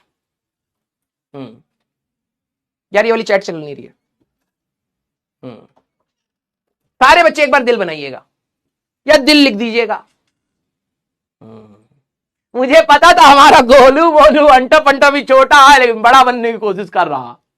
अरे मर्दवा, हाँ, अरे पागल इंसान हो क्या? इस फॉर्मूले को जरा देखना, मैंने इसमें भी दिया। अगर तुम dimension of left hand side की बात करोगे ml2t-2 मिलेगा। राइट हैंड साइड में 2 तो नंबर ही है। Dimension of right hand side अगर आप देखें तो ये भी आपको ml2t-2 मिलेगा। तो तुम कह दो कल से तुम्हें 9th क्लास में kinetic energy half mv square पढ़ा है, जाके टीचर को पकड़ लेना, ए इधर आओ, काइनेटिक एनर्जी 2mv स्क्वायर बोलेंगे आज से हम। बेटा कोहनी मार के ना वी शेप का बना देगा तेरे को, ऐसे, ये तेरी रीढ़ की हड्डी है। ध्यान से सुन, अगर तेरी डायमेंशन लेफ्ट हैंड साइड और राइट हैंड साइड की मैच कर रही है तो इसका मतलब क्या हुआ कि ये भी एनर्जी है, ये भी एनर्जी है। यही तो हुआ। वो फॉर्मूला रियलिटी में सही है या नहीं कैसे पता चलेगा? वो तो एक्सपेरिमेंट से पता चलेगा। समझ, you know that this is the actual formula and तुम्हें भी पता है ये फॉर्मूला गलत है। अगर आप देखें तो ये फॉर्मूला अगर आप इस पे एक्सपेरिमेंटली चेक करें तो ये फॉर्मूला गलत है, लेकिन डायमेंशनली सही है। डायमेंशनली सही कहने का मतलब अगर इधर एनर्जी है तो इधर भी एनर्जी है। यार आप एनर्जी को कभी टेम्परेचर से थोड़ा ना इक्वेट कर दोगे, आप एनर्जी को कभी एरिया से थोड़ा ना इक्वेट कर दोगे। तो अगर dimension of left hand side और राइट हैंड साइड बराबर आ गई, भूल कर मत बोल देना कि ये फॉर्मूला सही है। भाई इस केस में तुम्हें पता था कि हाफ mv स्क्वायर होता है तो तुमने कह दिया सर ये तो करेक्ट है। इस केस में तुम्हें पता है कि ये गलत है लेकिन डायमेंशनली तो सही है। डायमेंशनली सही कहने का मतलब आप एनर्जी को एनर्जी से इक्वेट कर रहे हो। समझना, भूल कर भी ये गलती मत करना बेटा। ये होएगा हमारे पास dimensionally correct. This is called dimensionally correct. We don't know, मैं यहां लिख देता हूं, ये क्यों बोला we don't know? We don't know formula actually exist in experiments. हमें नहीं पता भाई वो एक्सपेरिमेंट्स में है भी, एक्सपेरिमेंटल निकाला गया है या कोई अपने मन से फॉर्मूला बना रहा है। क्लियर? क्लियर? यस। अब इसी तरीके से मेरे इंटरप्रेटर, क्या अब आप यहां पर मेरे को बता सकते हैं क्या आपको ये अब समझ आ गया कि अगर dimension of left hand side is not equal to dimension of right hand side मिले, dimension of left hand side is not equal to dimension of right hand side मिले, तो हम इसको बोलेंगे डायमेंशनली इनकरेक्ट। दिल बनाइए, दिल बनाइए, यस। अगर दोबारा रिपीट करूंगा, अब देखो ये कंसेप्ट है, इसमें कोई थ्योरी नहीं होती है, इसलिए कह रहा हूं ध्यान से सुनना। दिल बनाइए, अगर इस साइड की डायमेंशन और इस साइड की डायमेंशन मैच हुई, समझ लो कोई भी फॉर्मूला लेफ्ट हैंड साइड और राइट हैंड साइड की, लव यू बेटा, अब पैसा बर्बाद नहीं हो रहा 4800 4600 में से, है गधा है, डायमेंशनली इनकरेक्ट। ठीक है, अबे अभी रुको रुको रुको रुको, तुम्हें अभी बताते हैं, मेरे वर्ड को ध्यान से सुनना, जिनको हल्का सा भी डाउट है ये समरी समझिए। मान लीजिए आपको कोई फॉर्मूला दिया, उस फॉर्मूले में लॉजिकली कभी आप लेंथ को टाइम से इक्वेट नहीं कर सकते, एरिया को केल्विन से इक्वेट नहीं कर सकते, अगर इधर लेंथ है तो इधर भी लेंथ ही होना चाहिए। तो एक्चुअली में कोई भी फॉर्मूला अगर आपको दुनिया में दे दिया जाए, आपको पहली बात तो ये पता नहीं कि रियल फॉर्मूला है भी या नहीं। अगर उसमें डायमेंशन लेफ्ट हैंड साइड और डायमेंशन राइट हैंड साइड की मैच हो गई, मैं बस इतना ही तो कह सकता हूं कि भाई तुमने एनर्जी को एनर्जी से इक्वेट करा है, लेंथ को लेंथ से इक्वेट करा है, टेम्परेचर को टेम्परेचर से करा है, इतना ही तो कह सकता हूं। वो रियलिटी में सही है या नहीं है आपको कैसे पता? एग्जाम्पल के तौर पर kinetic energy half mv square अगर आप डायमेंशनली चेक करो तो ml2t - 2 ml2t - 2 आप कहोगे करेक्ट है, और रियलिटी में करेक्ट भी है। इसका चेक करो ml2t - 2 ml2t - 2 आप कहोगे ये भी करेक्ट है। अबे काइनेटिक एनर्जी का 1000 फॉर्मूले बना दूंगा ऐसे बैठे बैठे, फिर तो मतलब you know that this is correct, क्योंकि आपको पढ़ा दिया गया है, you know that this is incorrect. लेकिन इन दोनों में मैं बस एक ही बात कह सकता हूं, डायमेंशनली दोनों सही हैं, एक्सपेरिमेंटली है या नहीं मेरे को फर्क नहीं पड़ता। समझना क्लियर? अब सर अगर डायमेंशन लेफ्ट हैंड साइड और राइट हैंड साइड की मैच नहीं करी, जैसे इसमें अगर आप देखो, अगर आप इसकी डायमेंशन निकालोगे तो ml2t - 2 आएगा, इसकी डायमेंशन निकालोगे तो m की पावर 2 lt - 1 आएगा। अब कुछ बच्चे क्या कहते हैं ना, डायमेंशनली इनकरेक्ट। अबे रट्टू तोते क्या कर रहा, तू लेंथ को टेम्परेचर से इक्वेट कर रहा है, वो तो गलती हुआ है, उसमें डायमेंशनली इनकरेक्ट क्या होता है? डायमेंशनली इनकरेक्ट क्या होगा? तू लेंथ को टेम्परेचर से इक्वेट कर दे, तू स्पीड को फोर्स से इक्वेट कर दे, भगवान ही मालिक है भाई तेरा, उसमें डायमेंशनली इनकरेक्ट नहीं, वो तो गलती है भाई, पाप है वो तो जब ये बराबर नहीं होगा उसको सीधे इनकरेक्ट वर्ड बोलेंगे, उसमें डायमेंशनली इनकरेक्ट कुछ नहीं, वो गलती है भाई। लेकिन यस, अगर dimension of left hand side और राइट हैंड साइड मैच कर गया तो आपकी रिस्पॉन्सिबिलिटी क्या है बोलने की, भाई ये सिर्फ डायमेंशनली करेक्ट है। कोई बोले रियलिटी में, कह रहा मेरे को नहीं पता, एक्सपेरिमेंट कर लो, एक्सपेरिमेंट कर लो, और अगर आ गया तो ठीक है, नहीं आया तो नहीं। हमने बस ये चेक कर लिया कि भाई इधर एनर्जी है तो इधर भी एनर्जी है। अब रियलिटी में ये फॉर्मूला एग्जिस्ट करता है या नहीं करता, एक्सपेरिमेंट करना पड़ेगा। सारे बच्चे बोलो क्या आपको कंसेप्ट समझ आया? यस और नो? सारे बच्चे बोलो क्या आपको कंसेप्ट समझ आया? यस और नो? तो इसमें आपको कैसे सवाल आते हैं वो, वैसे एक डीपीपी आज जो आपको मिलेगी उसका लास्ट सवाल भी इसी के ऊपर है, ठीक है। इसके ऊपर नंबर ऑफ क्वेश्चंस बहुत ही कम है, लेकिन लॉजिक वही है। जैसे एग्जांपल में अब सारे बच्चे मेरे साथ करेंगे, वेरी गुड वेरी गुड, आ जाओ। Check the formula whether they are dimensionally correct और नॉट। एग्जाम में कैसे पूछा जाता है, भाई एक फॉर्मूला दे दिया, क्या ये फॉर्मूला सही है या नहीं, तो आप डायमेंशनली चेक कर सकते हो। एक्सपेरिमेंट तो क्लास में तुम एग्जाम दे रहे हो, टीचर ने देखा अरे ये फॉर्मूला सही है या नहीं, तुम अपनी जेब में से निकाले एक्सपेरिमेंट करने लगे, होता है क्या ऐसा? नहीं ना। तो ज्यादा से ज्यादा क्या कर लेगा, डायमेंशनली चेक कर सकता है। अगर दोनों साइड की डायमेंशन सेम है, डायमेंशनली सही है, और अगर अलग है तो ये इनकरेक्ट है, गलत। यस अच्छा, किस किस के साथ एग्जाम में ऐसा हुआ है, आप लिख रहे हो लिख रहे हो लिख रहे हो, ठीक है, अब होएगा वैसे तो, ठीक है, लेकिन काश आपके साथ हुआ हो, ठीक है, जिन बच्चों को ये ना एग्जाम में कैसे आएगा, तुम दे रहे हो, अचानक से कोई बच्चा कहता है सर मैप, मैप, दिल बना रहा है इस बात पर, भाई मेरे साथ बड़ा, मेरे को हार्ट अटैक आ जाता था। जैसे अभी आप लॉग पढ़ोगे तो लॉग टेबल होती है, केमिस्ट्री वाले पढ़ाएंगे, उनको पीएच वैल्यूज निकालने के लिए लॉग टेबल की जरूरत होती है, ठीक है। तो पेपर दे रहे हैं, अचानक से किसी बच्चे ने बोला sir can I get the log table. अबे कौन से क्वेश्चन में पूछा ये है, तुम्हारे साथ हुआ है कभी ये? तुम पेपर दे रहे हो, कोई कहते, और जल्दी लड़कियां ही होती है एक्स्ट्रा शीट मैम, अपना देखा एक पन्ना लिखा हुआ है, भाई साहब इतनी मोटी बुकलेट भर के बैठ गई है तो है। हाँ, तो एग्जाम में ऐसे छोटे मोटे हार्ट अटैक्स आपको आते रहेंगे, ठीक है भाई, बहुत दर्द होता है। देखो एक्स्ट्रा शीट वाला तो आपको कहीं ना कहीं हाँ, एक्स्ट्रा शीट वाला तो आपको कहीं ना कहीं पता होता है, कोई ना कोई तो मांग ही लेगा, लेकिन भाई साहब जो ये मांगता है ना, मैप मांग लिया, ट्रिग्नोमेट्रिक टेबल दे दीजिए मैम, ठीक है, इनवर्स ट्रिग्नोमेट्रिक के टेबल दे दीजिए, लॉगरिथमिक्स के टेबल दे दीजिए, आधे बच्चों को तो ये लगता है भाई मैं तो क्वेश्चन ही नहीं समझ पा रहा, इसमें चाहिए भी, ठीक है, हाँ, इज्जत बढ़ जाती है उस बंदे के लिए, भाई पढ़ के आया लग रहा है बल्कि वो बकैती कर रहा हो टीचर को तंग करने के लिए कि लॉग टेबल चाहिए, टीचर कह कहां मैं यूज करूंगा, मैं बहुत बड़ा साइंटिस्ट हूं, ठीक है। हाँ, तो वैसे इज्जत बढ़ जाती है, लेकिन कोई भरोसा नहीं है उसका, ठीक है, आ जाओ भाई। हाँ, यस भाई, ऐसे लोगों से ना बहुत खुंदस होती थी मेरे को एग्जाम में, लिटरली बता रहा हूं, क्योंकि मेरी हैंडराइटिंग ना बहुत छोटी छोटी है, तो मेरे को कभी एक्स्ट्रा शीट की जरूरत पड़ी नहीं।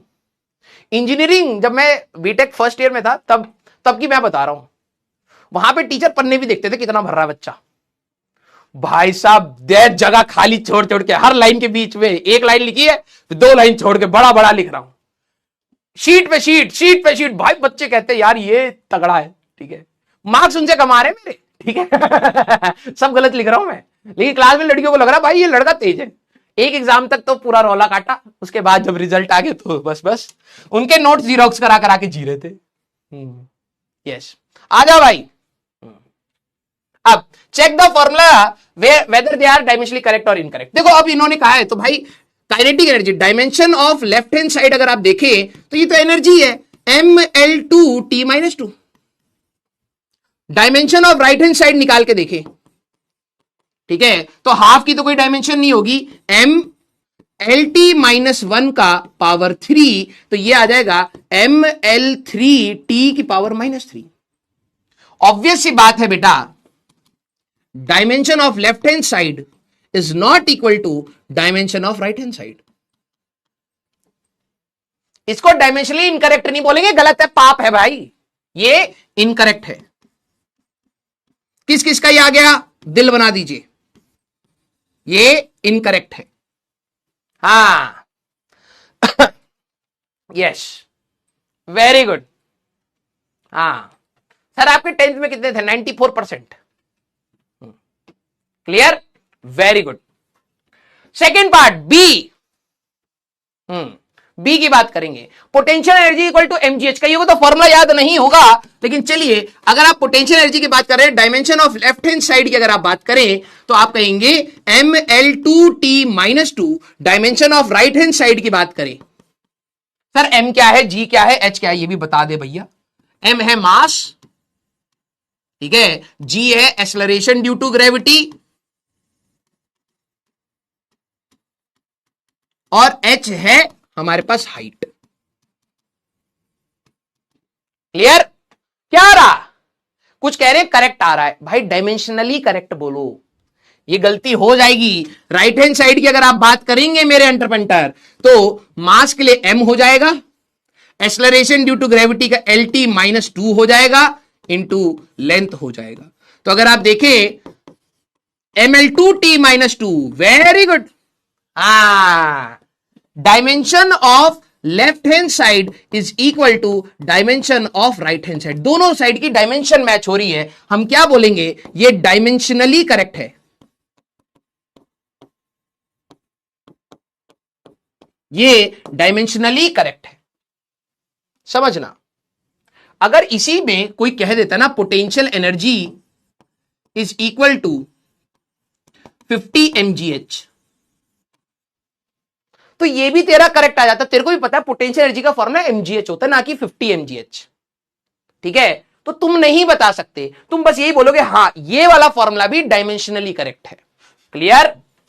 ओके, हाँ, वेरी गुड। सी पार्ट, ठीक है, हमारे पास कुछ इक्वेशंस है। इस वाली इक्वेशन को हम लोग बाद में करेंगे, नहीं तो बच्चे मर जाएंगे। ठीक है, आइए, 3 इक्वेशंस हैं, इसको जरा सारे बच्चे बताएंगे कि इनमें से कौन कौन डायमेंशनली करेक्ट है। पहली इक्वेशन ये, सेकंड इक्वेशन ये, तीसरी इक्वेशन ये। चलिए भाई, हाँ, अब कई बच्चों को 9th क्लास में इक्वेशन पढ़ी होंगी, जिन्होंने नहीं पढ़ी कोई दिक्कत नहीं है। हम लोग जब काइनेमेटिक्स या मोशन का बात करेंगे तो ये हमारे में आएंगी, डेराइव भी करेंगे और क्वेश्चन भी करेंगे। तो चलिए पहले वाले की बात करते हैं, v is equal to U plus A T. तो dimension of left hand side अगर आप बात करें तो ये तो एल टी माइनस 1 आएगा। Dimension of right hand side की बात करें तो ये u क्या है, इनिशियल वेलोसिटी, तो L T minus 1 plus a क्या है, acceleration, L T minus 2 into T. तो ये क्या आएगा, L T minus 1 plus L T minus 1, तो ये twice of L T minus 1 आ गया। ये तो इक्वल नहीं है बेटा, L T minus 1 is not equal to twice of L T minus 1। हाँ या ना, जरा बताइए मेरे एंटरप्रेन्योर। हाँ हाँ, किसी ने इस तरीके की पीएचडी वाली मैथमेटिक्स लगा दी हो तो। कुछ होते हैं साइंटिस्ट, छोटे छोटे माइनर साइंटिस्ट।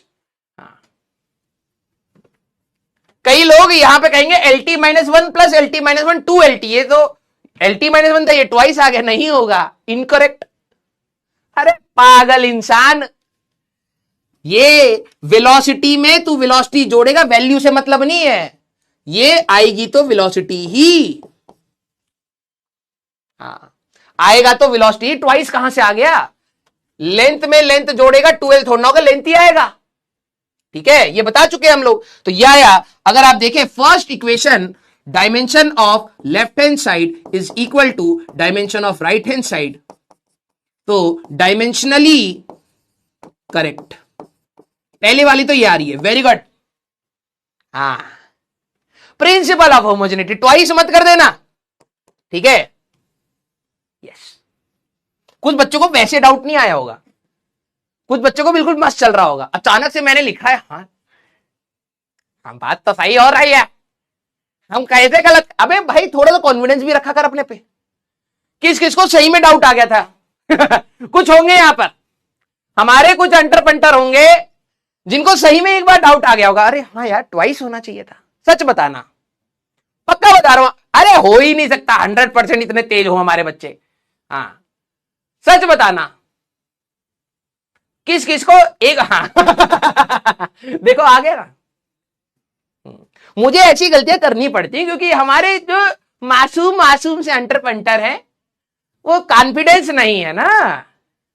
अरे पागल, वेलोसिटी में वेलोसिटी जोड़ेगा, वैल्यू की बात थोड़ा ना कह रहा हूं। तू 10 मीटर में 2 मीटर जोड़, एग्जाम्पल दिया था, तू 12 मीटर लिखा, किसका ट्वाइस हुआ भाई, एल प्लस एल, एल ही आया। किसका तू 2L कर रहा था, किसका 20 मीटर करेगा या 4 मीटर करेगा, क्या करेगा। मैग्नीट्यूड से हमें कोई मतलब नहीं, नंबर से कोई मतलब नहीं, क्वांटिटी कौन सी थी, मीटर, लेंथ में लेंथ जोड़ा तो लेंथ आया। डाउट आ गया था चलिए भाई, अरे अपने पे थोड़ा सा तो कॉन्फिडेंस रखा करो। ठीक है, अगला है हमारे पास h equal to U T plus half A T square. ठीक है, dimension of left hand side की अगर आप बात करें, h है डिस्प्लेसमेंट, ये भी लेंथ होता है, l आ गया।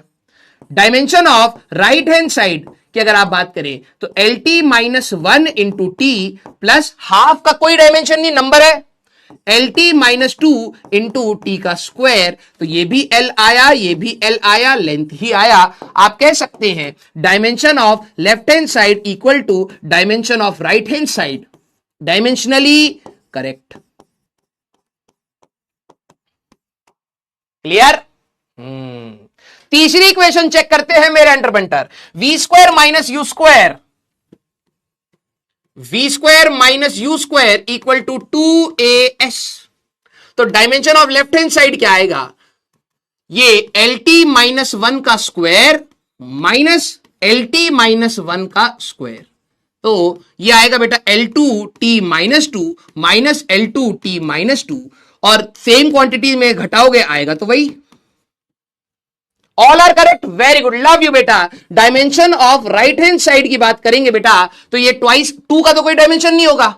ए का है LT minus 2 into S displacement था लेंथ, तो ये आ गया L2T माइनस 2। अब आप यहां पे कहेंगे dimension of left hand side is equal to dimension of right hand side. ये डायमेंशनली करेक्ट है। हाँ, फोर्थ इक्वेशन काइनेमेटिक्स में कराऊंगा, टेंशन मत लो, क्योंकि आधे बच्चे भी डेंगू का मौसम भी हो रहा है भाई साहब, मच्छर बहुत हो रहे और बैच में भी बच्चे बहुत है, खून भी पीते, तो कुछ नहीं से डेंगू वाले निकलेंगे, टीचर ही मर जाए। ठीक है, अब पता लगा आपको काट ले तो सांप का जहर से तब भी बच जाओगे, बच्चे के डाउट से नहीं बच पाओगे। हाँ, बता रहा है, पर्सनल एक्सपीरियंस। ठीक है, तो S equal to U plus A by 2 into 2n minus 1, displacement in NH second का जो फॉर्मूला है उसको हम लोग अलग से डिस्कस करेंगे काइनेमेटिक्स या मोशन इन 1D में। क्लियर? हाँ, यस। अगला क्वेश्चन हमारे पास, जल्दी से चेक करिए। P प्रेशर है, रो डेंसिटी है। ठीक है, वेलोसिटी ऑफ वेव की अगर हम लोग बात करें तो dimension of left hand side, सारे बच्चे जरा चेक करें। वेलोसिटी ऑफ वेव तो वेलोसिटी होगी LT minus 1। Dimension of right hand side under root में प्रेशर। डायमेंशन रख ले बेटा, नहीं तो एग्जाम में से प्रेशर ही आ रहा होगा, बाथरूम भागता रहेगा। Force upon area ML minus 1 T minus 2। Density sir कौन सी होगी? मास डेंसिटी, जब तक ना बोले। सर मास डेंसिटी भी आप कह रहे थे 3 प्रकार की, linear mass density, areal mass density, volumetric, जब तक ना बोले वॉल्यूम वाला mass density, mass upon volume. तो ML माइनस 3 क्या आ रहा है भाई?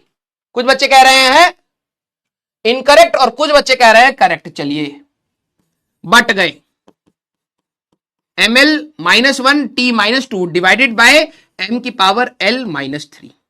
M से M गया, ये ऊपर चला जाएगा अंडर रूट में बेटा L की पावर 3, L की पावर माइनस 1, T की पावर माइनस 2, L की पावर हमारे पास 2, T की पावर माइनस 2, स्क्वायर रूट लोगे LT माइनस 1।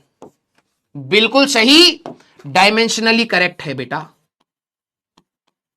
कैसे कह रहे थे इनकरेक्ट है ये है?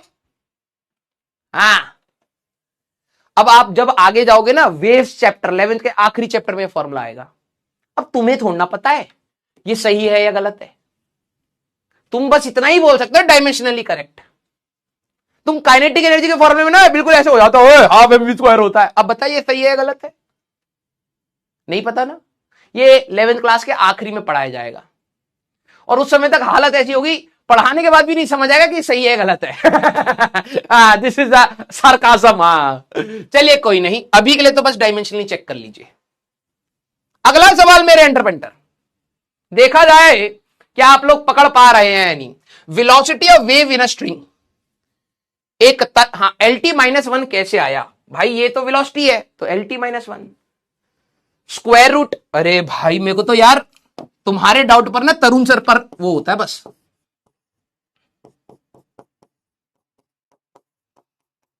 तुम्हारे इस लेवल के डाउट पर मेरे को सिर्फ तरुण सर पे वो होता है यार, तरस आता है कि भाई हाँ आ जाओ भाई। Velocity of wave in a string, भाई वेव की वेलोसिटी धागे में, अरे वेलोसिटी तो LT माइनस 1 होगा, हमें क्या लेना देना धागे में हो या किसी बंदे में हो। Dimension of right hand side जरा देखना, 1/2L। H कहां से आ गया? ये L, यहां L होगा। ठीक है, चलो यहां पर देखना 1/2 का तो कोई होएगा ही नहीं, डायमेंशन 1/L।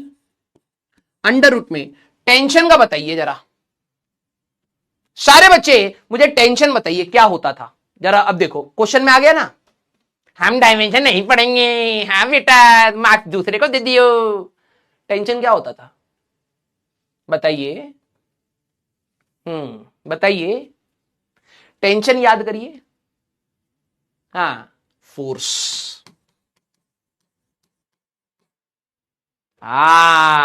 सिर्फ कंफ्यूज करने के लिए यार, mLT-2 divided by mass per unit length. याद करो ये लीनियर मास डेंसिटी है। क्वेश्चन में कंफ्यूज करने के लिए बोल सकते थे लीनियर मास डेंसिटी। लीनियर मतलब वन डायमेंशन पर, तो लेंथ से डिवाइड करना है। Areal mass density, mass upon area. Volumetric mass density, mass upon volume. तो ये हो जाएगा ml-1। तो बेटा m से m गया, 1/L अंडर रूट में ये ऊपर जाएगा L की पावर 2 T की पावर -2, 1/L LT-1। ये कट गया बेटा, ये T-1 आ रहा है। क्या आ रहा है? इनकरेक्ट। भाई लेफ्ट हैंड साइड पर तेरी वेलोसिटी है, राइट हैंड साइड पर फ्रीक्वेंसी, 1/टाइम फ्रीक्वेंसी है, तो तू कैसे इन दोनों को इक्वेट कर सकता है? ये हो गया इनकरेक्ट, ये हो गया इनकरेक्ट। सीधी सी बात। Very good. अगला सवाल मेरा एंटरप्रेन्टर। ठीक है, ये हमारे इस एंटरप्रेन्टर ने सवाल, मुझे ऐसा लग रहा है दूसरी पीपीटी भेजी थी उसने लगाई नहीं है। चलो कोई नहीं। अगला सवाल मेरे एंटरप्रेन्टर, देख के थोड़ा सा खतरनाक लगेगा क्योंकि ये 12वीं के सिलेबस में ये फंक्शन आता है। Let's see. ठीक है, Q is equal to Q into 1 minus E की पावर, ये क्या दे रखा है? Q is equal to Q into 1 minus E की पावर -T/R इंटू C, ऐसा दे रखा है। Q क्या है? Charge on the capacitor at time t, किसी भी समय पर चार्ज है। कैपिटल Q है मैक्सिमम चार्ज, चार्ज ही हुआ। R रेजिस्टेंस, C कैपेसिटेंस, ठीक है, और T अगर आपको चाहिए ये है टाइम। अब बताइए, ये 12वीं क्लास के तीसरे चैप्टर में आता है, करंट इलेक्ट्रिसिटी के चैप्टर में। हाँ, करेक्ट आ रहा है। चलिए अब याद करिए, R इंटू सी, RC क्या होता था? गाड़ी मारे तुम्हें अभी। R इंटू सी टाइम की डायमेंशन होती थी, करने की जरूरत नहीं थी। ठीक है, पता लगे तुम रेजिस्टेंस अलग से निकालो, कैपेसिटेंस अलग से निकालो, फिर अरे भाई टाइम होता है। तो जरा देखना, dimension of left hand side की बात करूं, ये तो चार्ज है। सर चार्ज की डायमेंशन कैसे निकालेंगे? I is equal to Q/T होता था, याद करो। तो Q is equal to I into T. I भी फंडामेंटल, टाइम भी फंडामेंटल, या A इंटू टी अगर आप लिखना चाहें, और A इंटू टी। कुछ बुक्स में I इंटू टी लिखेंगे, कुछ में A इंटू टी। तो ये तो AT आ गया। Dimension of right hand side जरा देखना बेटा, ये AT इंटू 1 माइनस ई की पावर -T/T, बिल्कुल मस्त सेट हो रहा है। देखो भाई, इसकी डायमेंशन इससे कट गई, और ये पावर, किसी की भी पावर डायमेंशन लेस होनी चाहिए, बिल्कुल मस्त मजे में। आपको ये बात पता है, किसी की भी पावर कर दोगे ये पूरा का पूरा डायमेंशन लेस है, मस्त मजे में। नंबर डायमेंशन लेस है, मस्त मजे में। नंबर में से नंबर जाएगा, नंबर आएगा मस्त मजे में। ये पूरा का पूरा आपका डायमेंशन लेस है, बिल्कुल सही। तो dimension of right hand side बचा क्या? AT। क्वेश्चन देख के घबराना क्यों? क्वेश्चन देख के घबराना क्यों? ये R इंटू सी पहली बता चुका हूं, रेजिस्टेंस इंटू कैपेसिटेंस टाइम होता है। R/L नहीं, हमारे पास L/R टाइम होता है, इंडक्टेंस निकलवाने के लिए बताया था। तो ये टाइम है, टाइम टाइम गया, इसकी पावर डायमेंशनलेस हो गई। ये खुद डायमेंशनलेस होता है, नंबर में से नंबर ही घटा सकते हो, ये पूरा डायमेंशनलेस हुआ। Dimension of right hand side 80 आया, तो dimension of left hand side is equal to dimension of right hand side. आप बोलेंगे डायमेंशनली करेक्ट। किस किसने ये कर लिया भाई? किस किसने ये वाला कर लिया था? एक बार दिल बना दो। वेरी गुड यार, मस्त मजे में। कुछ बच्चे ना इस क्वेश्चन को देख के ही छोड़ देते हैं। डरपोक, कतई डरपोक, ऐसा क्यों करेगा भाई? ट्राई कर, नहीं हुआ नहीं हुआ, सीख लेंगे। अगला सवाल, इसमें गलती होगी। चलिए चलिए, check the formula whether it is dimensionally correct और नॉट।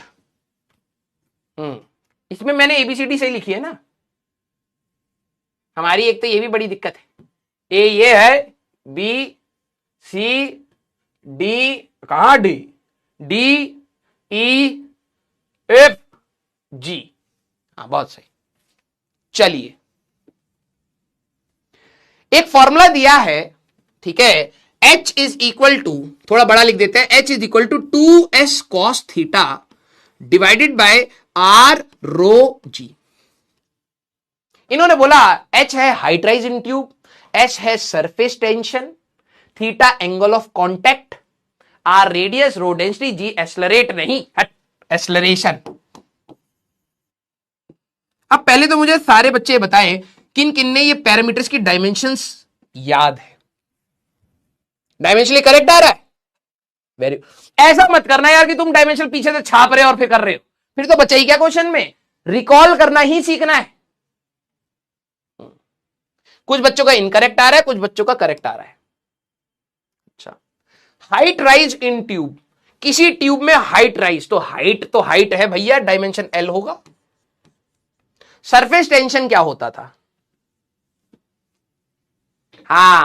सरफेस टेंशन क्या होता था? सरफेस टेंशन मेरे एंटरमेंटर, कुछ बच्चे कहेंगे टेंशन तो फोर्स होता था, तो MLT-2।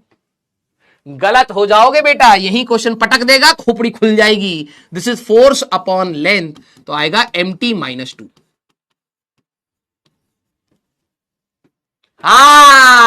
यस, टेंशन फोर्स होता है, surface tension force upon length, force gradient सब बराबर।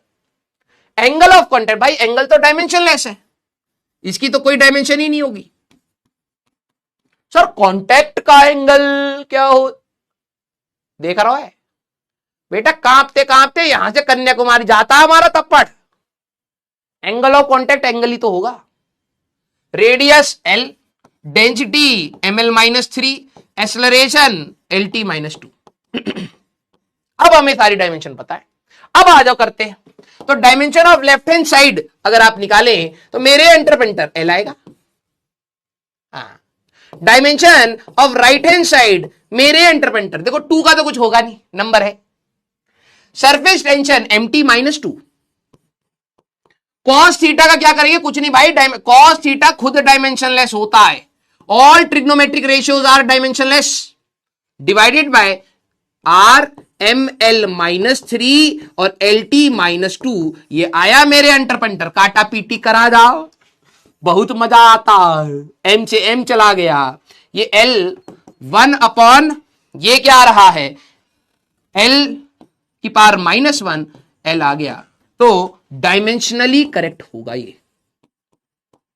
किस किसने सारे सवाल कर लिए, एक बार दिल बना दो। किसी को धीरे लगे करना पड़ेगा, किसी को तेज लगे इसी स्पीड पर चलना पड़ेगा, सीधी सी बात। बेटा ओए, डायमेंशनली करेक्ट पूरा लिख, शॉर्ट फॉर्म में लिख रहा है, लग रहा है गाली दे रहा इतना पढ़ाने के बाद। हाँ बेटा, ये जो लिख रहा है ना डीसी को ब्लॉक मार दियो। बेटा पूरा लिख ले, ठीक है? हाँ, थोड़ा देखने के लिए एस्थेटिकली अच्छा लगता है। हाँ यस, लव यू बेटा, love you love you love you, ठीक है? यस भाई साहब, ऐसे शॉर्ट फॉर्म मत बना ठीक है? हाँ मुझे पता है तेरी भावनाएं अच्छी होंगी, लेकिन यहां पर वो समझ नहीं आता कई बार, समझ रहा है? हाँ, और अपने स्कूल के एग्जाम में तो भाई पूरा लिख के आना पता लगे। हाँ, MLT-2 की पावर, T की पावर जो होती है फोर्स में, वही मार्क्स आ जाए। फिजिक्स वाला जोक था, कईयों को कम को समझ आएगा, ठीक है? हाँ आ जाओ भाई। अब नेक्स्ट इस चीज को समझना, यहां पर कईयों को दर्द होता है, convergence from one system to another, ठीक है? Conversion from one system to another. मैंने रोका है, याद करो हम लोगों ने कन्वर्जन ऑफ द यूनिट्स का सवाल किया था। 1 न्यूटन में कितने डायन्स होती हैं, है ना? 1 जूल में कितने अर्ग होते हैं, ये हम लोगों ने कन्वर्ट करा था। सारे बच्चे अब याद करके बताइए हाँ या ना। वी हैव ऑलरेडी, हम लोगों ने एक मेथड यूज किया हुआ है कन्वर्जन्स का, और कन्वर्जन्स हम लोगों ने वहां पे करी थी। अगर आपको याद आ रहा हो, 1 न्यूटन इज इक्वल टू 10 की पावर 7 डायन्स, ये हम लोगों ने सीख लिया था। 1 जूल्स, ओए 10 की पावर 5 ये नहीं सीखा था, ये सीखा था, ठीक है? डायन का डी चला गया। जूल्स इज इक्वल टू 10 की पावर 7 अर्ग। यस, जो वहां पर हम लोग मेथड यूज कर रहे थे ना बेटा, वो नॉर्मली आप कभी भी यूज कर सकते हो, बस स्कूल में नहीं, समझना। ये वाला जो कन्वर्जन मैं आपको ऑलरेडी सिखा चुका हूं, ये वाला क्यों है? स्कूल में आपको इसी मेथड से ही सॉल्व करना पड़ेगा। सेम रिजल्ट आएंगे, अभी देखना, और आपको मैं कुछ होमवर्क दे दूंगा, चेक कर लेना, लेकिन मेथड सीखना बहुत इंपॉर्टेंट है। Clear? 1 newton is equal to 10 की पावर 5 टाइम्स, ये डायरेक्टली याद रखना। अच्छा, और आप सभी लोगों का आई थिंक पेपर भी आने वाला है, एक शॉर्ट टेस्ट है। एक बच्चे ने, भाई देखो, आप अच्छे कमेंट लिखोगे तो मेरे पास पहुंचेंगे ना, फालतू के कमेंट लिखोगे दब जाते हैं। एक बच्चे ने कहा कि सर मेरा बैकलॉग है, मुझे टेस्ट देना चाहिए या नहीं देना चाहिए? फर्स्ट टेस्ट आप स्किप कर दीजिए, कोई दिक्कत नहीं है। पहली प्रायोरिटी है आप अपना सिलेबस कवर करके सबके साथ बराबर आइए। कोई नहीं, एक टेस्ट छूटेगा, कुछ डीपीपी छूटेगी, कोई नहीं, इसको बाद में कर लेंगे, बहुत टाइम होता है, ठीक है? बराबर आने की कोशिश करिए। और जिन लोगों का साथ में चल रहा है या टेस्ट तक प्रिपेयर हो जाएंगे, आई थिंक 28 तारीख को शायद टेस्ट है, या जब भी आपका टेस्ट है, ठीक है? जब भी आपका टेस्ट है, पेपर जो भी सेट करेगा, देखो मैं नहीं सेट करूंगा पेपर, ठीक है? ऑब्वियस सी बात है, पेपर जो भी सेट करेगा, ठीक है, कोशिश करिएगा, अगर वो इधर उधर से घुमा फिरा के पूछने की कोशिश भी कर रहा है, ठीक है, कंसेप्ट मैंने सारे कवर करे हैं तो आपके हो जाएंगे। मुझे जहां तक कॉन्फिडेंस है, जो भी वो घुमाएगा, हम लोगों ने सारी इतनी वैरायटीज देख ली हैं, वो कहीं से भी घुमाने की कोशिश करेगा, आपको पता होगा। तो प्लीज अपने नोट्स को बहुत अच्छे से सोच के जाइएगा, ठीक है? 28 तारीख को है, very good. I think short test होगा, पहला वाला टेस्ट शॉर्ट टेस्ट रखा जाता है, क्योंकि अभी ज्यादा टाइम हुआ नहीं है, कुछ बच्चे लेट डिले ज्वाइन करते हैं, तो आई थिंक 8 या 10 क्वेश्चन ही होंगे। इसका अगला पेपर, तब तक हमारा एक चैप्टर पूरा कंप्लीट हो जाएगा, आई थिंक बेसिक मैथ्स भी हो चुका होगा, तब आपका अगला टेस्ट होगा जेईई मेंस लेवल का। क्लियर? ओके। तो सबसे पहले जिनका बैकलॉग है, आप प्लीज बैकलॉग को कवर करिएगा। आइए, कन्वर्जन्स कैसे करते हैं, आप सबकी मैं चोंच रोकूंगा, ध्यान से सुनना, ठीक है? बहुत इंपॉर्टेंट चीज है। और देखो, सेंसिबल बच्चा होगा जो मेरे को सुन रहा होगा, अब मैं ये 15 मिनट बचे हैं, बहुत सीरियसली बोलने वाला हूं, ठीक है? इधर उधर हल्का सा भी दिमाग डिवेट मत करना। ये वाला जो मैं मेथड बता रहा हूं, ये आपका थोड़ा सा ना लेंदी मेथड होता है। तो सर एग्जाम में, कंपटीशन में तो हमारे पास टाइम की कमी होती है, हमें तो कम टाइम में करना है, स्पीड के साथ करना है, ऑब्वियस सी बात है। तो जो हम लोगों ने पहले कन्वर्जन्स के मेथड करे हैं, अगर आपको वो कंफर्टेबल लग रहा है, आप उससे निपटा लीजिए। आपको लग रहा है यार ये ठीक है, उससे कर लीजिए। किन्हीं को अगर ये लग रहा है कि नहीं यार ये मेरे को आसान लग रहा है मेथड, इससे कर लीजिए। आंसर दोनों में सेम ही आएगा, गलत नहीं आएगा, ठीक है? लेकिन अगर आप स्कूल में, जो स्कूल गोइंग स्टूडेंट है, अगर आप देखेंगे तो आपके स्कूल में इस प्रकार के सवाल आते हैं। ये जूल्स और अर्ग वाला बहुत कॉमन सवाल है, ये आता है। और जब भी ये आएगा, आपको इसी मेथड को फॉलो करना है, पिछले वाले मेथड को फॉलो नहीं करना है। तो पहली मैं डिस्क्लेमर दे रहा हूं, ठीक है? अब याद करिए, मैंने आपको बताया था, when we take a reading, sir इसको कॉपी करना है, बिल्कुल आराम आराम से कॉपी करिए। When we take any experimental reading, any experimental, आप कोई भी रीडिंग लेंगे, एक्सपेरिमेंट से लेंगे, ठीक है?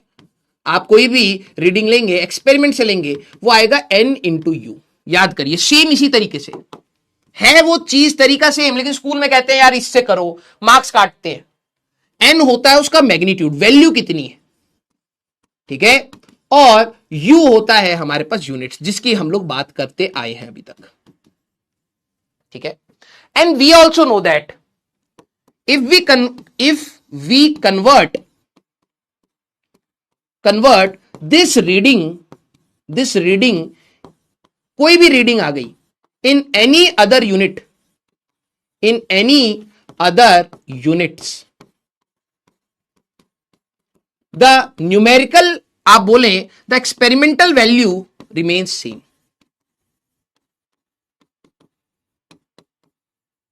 वैल्यू रिमेन सेम कहने का मतलब क्या है? मैंने आपको एक बहुत सिंपल सा एग्जांपल दिया, ठीक है। जब उस समय मैं कन्वर्जन पढ़ा रहा था, बहुत सिंपल सा एग्जांपल दिया कि मान लो कि मैंने क्या करा, एक स्केल का एक सिंपल सा एक्सपेरिमेंट था स्कूल में कि भाई इसका लेंथ नापो। तो आप लेंथ किससे नापोगे? मीटर स्केल से नाप लोगे। अगर थोड़े से और एडवांस हो तो वर्नियर, कैलिपर, स्क्रू, मतलब और इंस्ट्रूमेंट से आप लेंथ नाप लिया, ठीक है। मान लीजिए मेरे पास लेंथ ऑफ पेंसिल आ गई, यहां से सुनना, लेंथ ऑफ पेंसिल मेरे पास आ गई 10 सेंटीमीटर, या ठीक है 10 सेंटीमीटर आ गई।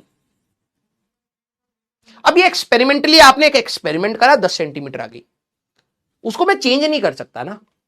कोई बोले नहीं भाई 1 किलोमीटर आई थी, वो तो पूरा ही गलत है, एक्सपेरिमेंट करके दिखाओ फिर। वैल्यू 10 सेंटीमीटर आ गई, एक बार ये एक्सपेरिमेंट हो गया, ठीक है। ये इसका n है, ध्यान समझना, जो ये लिखा था, ये जो 10 है this is your magnitude, value कितनी है, और ये जो लिखा था दिस इज योर यूनिट। अगर आपको याद है, एक बार आप एक्सपेरिमेंट कर लेते हैं, n इंटू यू हमेशा कांस्टेंट हो जाता है। अगर कोई बोले हमेशा कांस्टेंट क्यों? क्योंकि आपने एक एक्सपेरिमेंट से निकाला है इसको। कोई बोले नहीं इसको वेरी करना है, तो भाई अलग एक्सपेरिमेंट कर लो, देखो रीडिंग क्या आ रही है, राइट। अब कोई बच्चा इसको बोले कि यार 10 सेंटीमीटर है ना, मैं इसको 100 mm कह दूं, 100 mm कह दूं, क्योंकि हमारे पास 1 सेंटीमीटर में 10 मिलीमीटर होते हैं, 100 mm कर दूं, तो स्टूडेंट गलत नहीं है, ध्यान से सुनना, स्टूडेंट गलत नहीं है।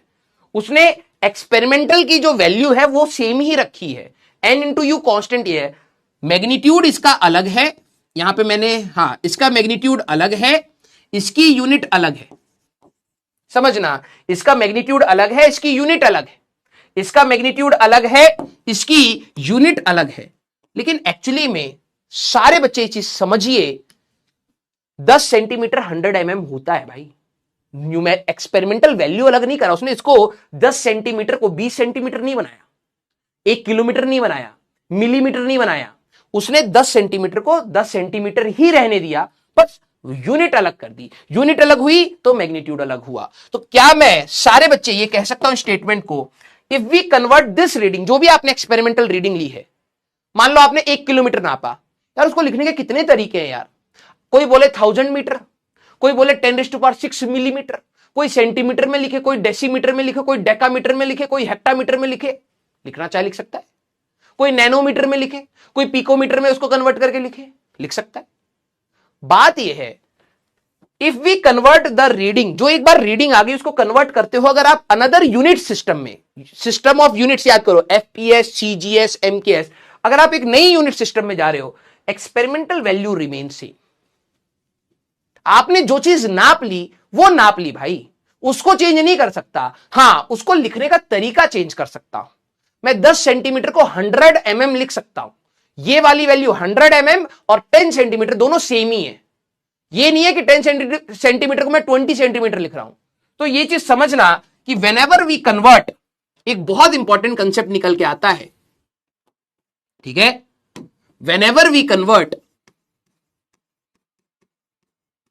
We convert N1 U1 must be equal to N2 U2 होना चाहिए। सारे बच्चे समझना, ये बहुत प्यारा सा कंसेप्ट निकल के आया। N1 U1 क्या है? जो आपने एक्सपेरिमेंटल रीडिंग ली थी, अगर आपने उसको कन्वर्ट कर भी दिया है तो उसका मैग्नीट्यूड और यूनिट अलग हो गया, लेकिन रहेगा तो वो सेम ही। सारे बच्चे अब मेरे को बताओ कि आप इस लॉजिक को पकड़ पा रहे हो? N1 U1 मैंने एक रीडिंग लिया, मान लो मैं इसको दूसरे में कन्वर्ट कर रहा हूं, ठीक है, तो मैग्नीट्यूड चेंज हो सकता है, यूनिट चेंज हो सकती है, लेकिन जो आपका एक्सपेरिमेंटल वैल्यू है वो सेम ही रहेगा। यस और नो? हाँ, क्लियर, वो चीज सेम रहेगी। तो ये चीज कितने आसानी से मैं लिख सकता हूं, ये है मैग्नीट्यूड, या फिर आपको पता ही है, this is magnitude in first system, this is magnitude in second system. Unit या लिख ही देते हैं सर, ये लिखना है, बिल्कुल लिखना बेटा, मैग्नीट्यूड इन फर्स्ट सिस्टम, पहले सिस्टम में, हो सकता है ये एमकेएस हो सकता है ये सीजीएस हो। This is unit of first system, unit of first system. अभी क्वेश्चन करोगे और समझ आएगा बेटा, बस साथ में चलो फ्लो में। This is magnitude of second system, of second system. तो सेकेंड सिस्टम इसका मतलब क्या है?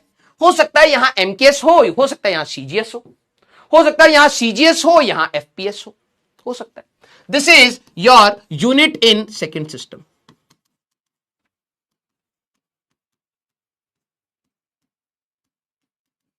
Unit in second system. सारे बच्चे अब देखना, मैं एग्जांपल्स के साथ स्टार्ट करूंगा, फिर मैं आपको कुछ क्वेश्चन, एक क्वेश्चन या दो क्वेश्चन हम लोग करेंगे, फिर मैं आपको एक दो होमवर्क दूंगा जो नेक्स्ट क्लास में डिस्कस करेंगे। सर समझ नहीं आ रहा बेटा, दिमाग चाहिए। पीयूष बेटा सिर्फ लेक्चर देखने से नहीं होता, सोचो, पीछे का बैकलॉग कवर करो, पीछे के लेक्चर में भी सोचो।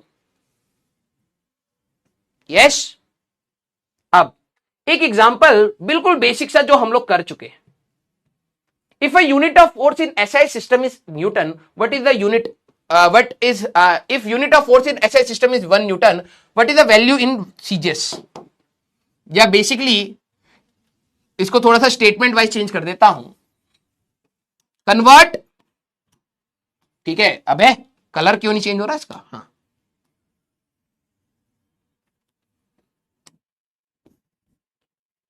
क्वेश्चन ये लिख लेना बेटा, unit of force is Newton in SI बोलिए या MKS, दोनों में सेम है। कन्वर्ट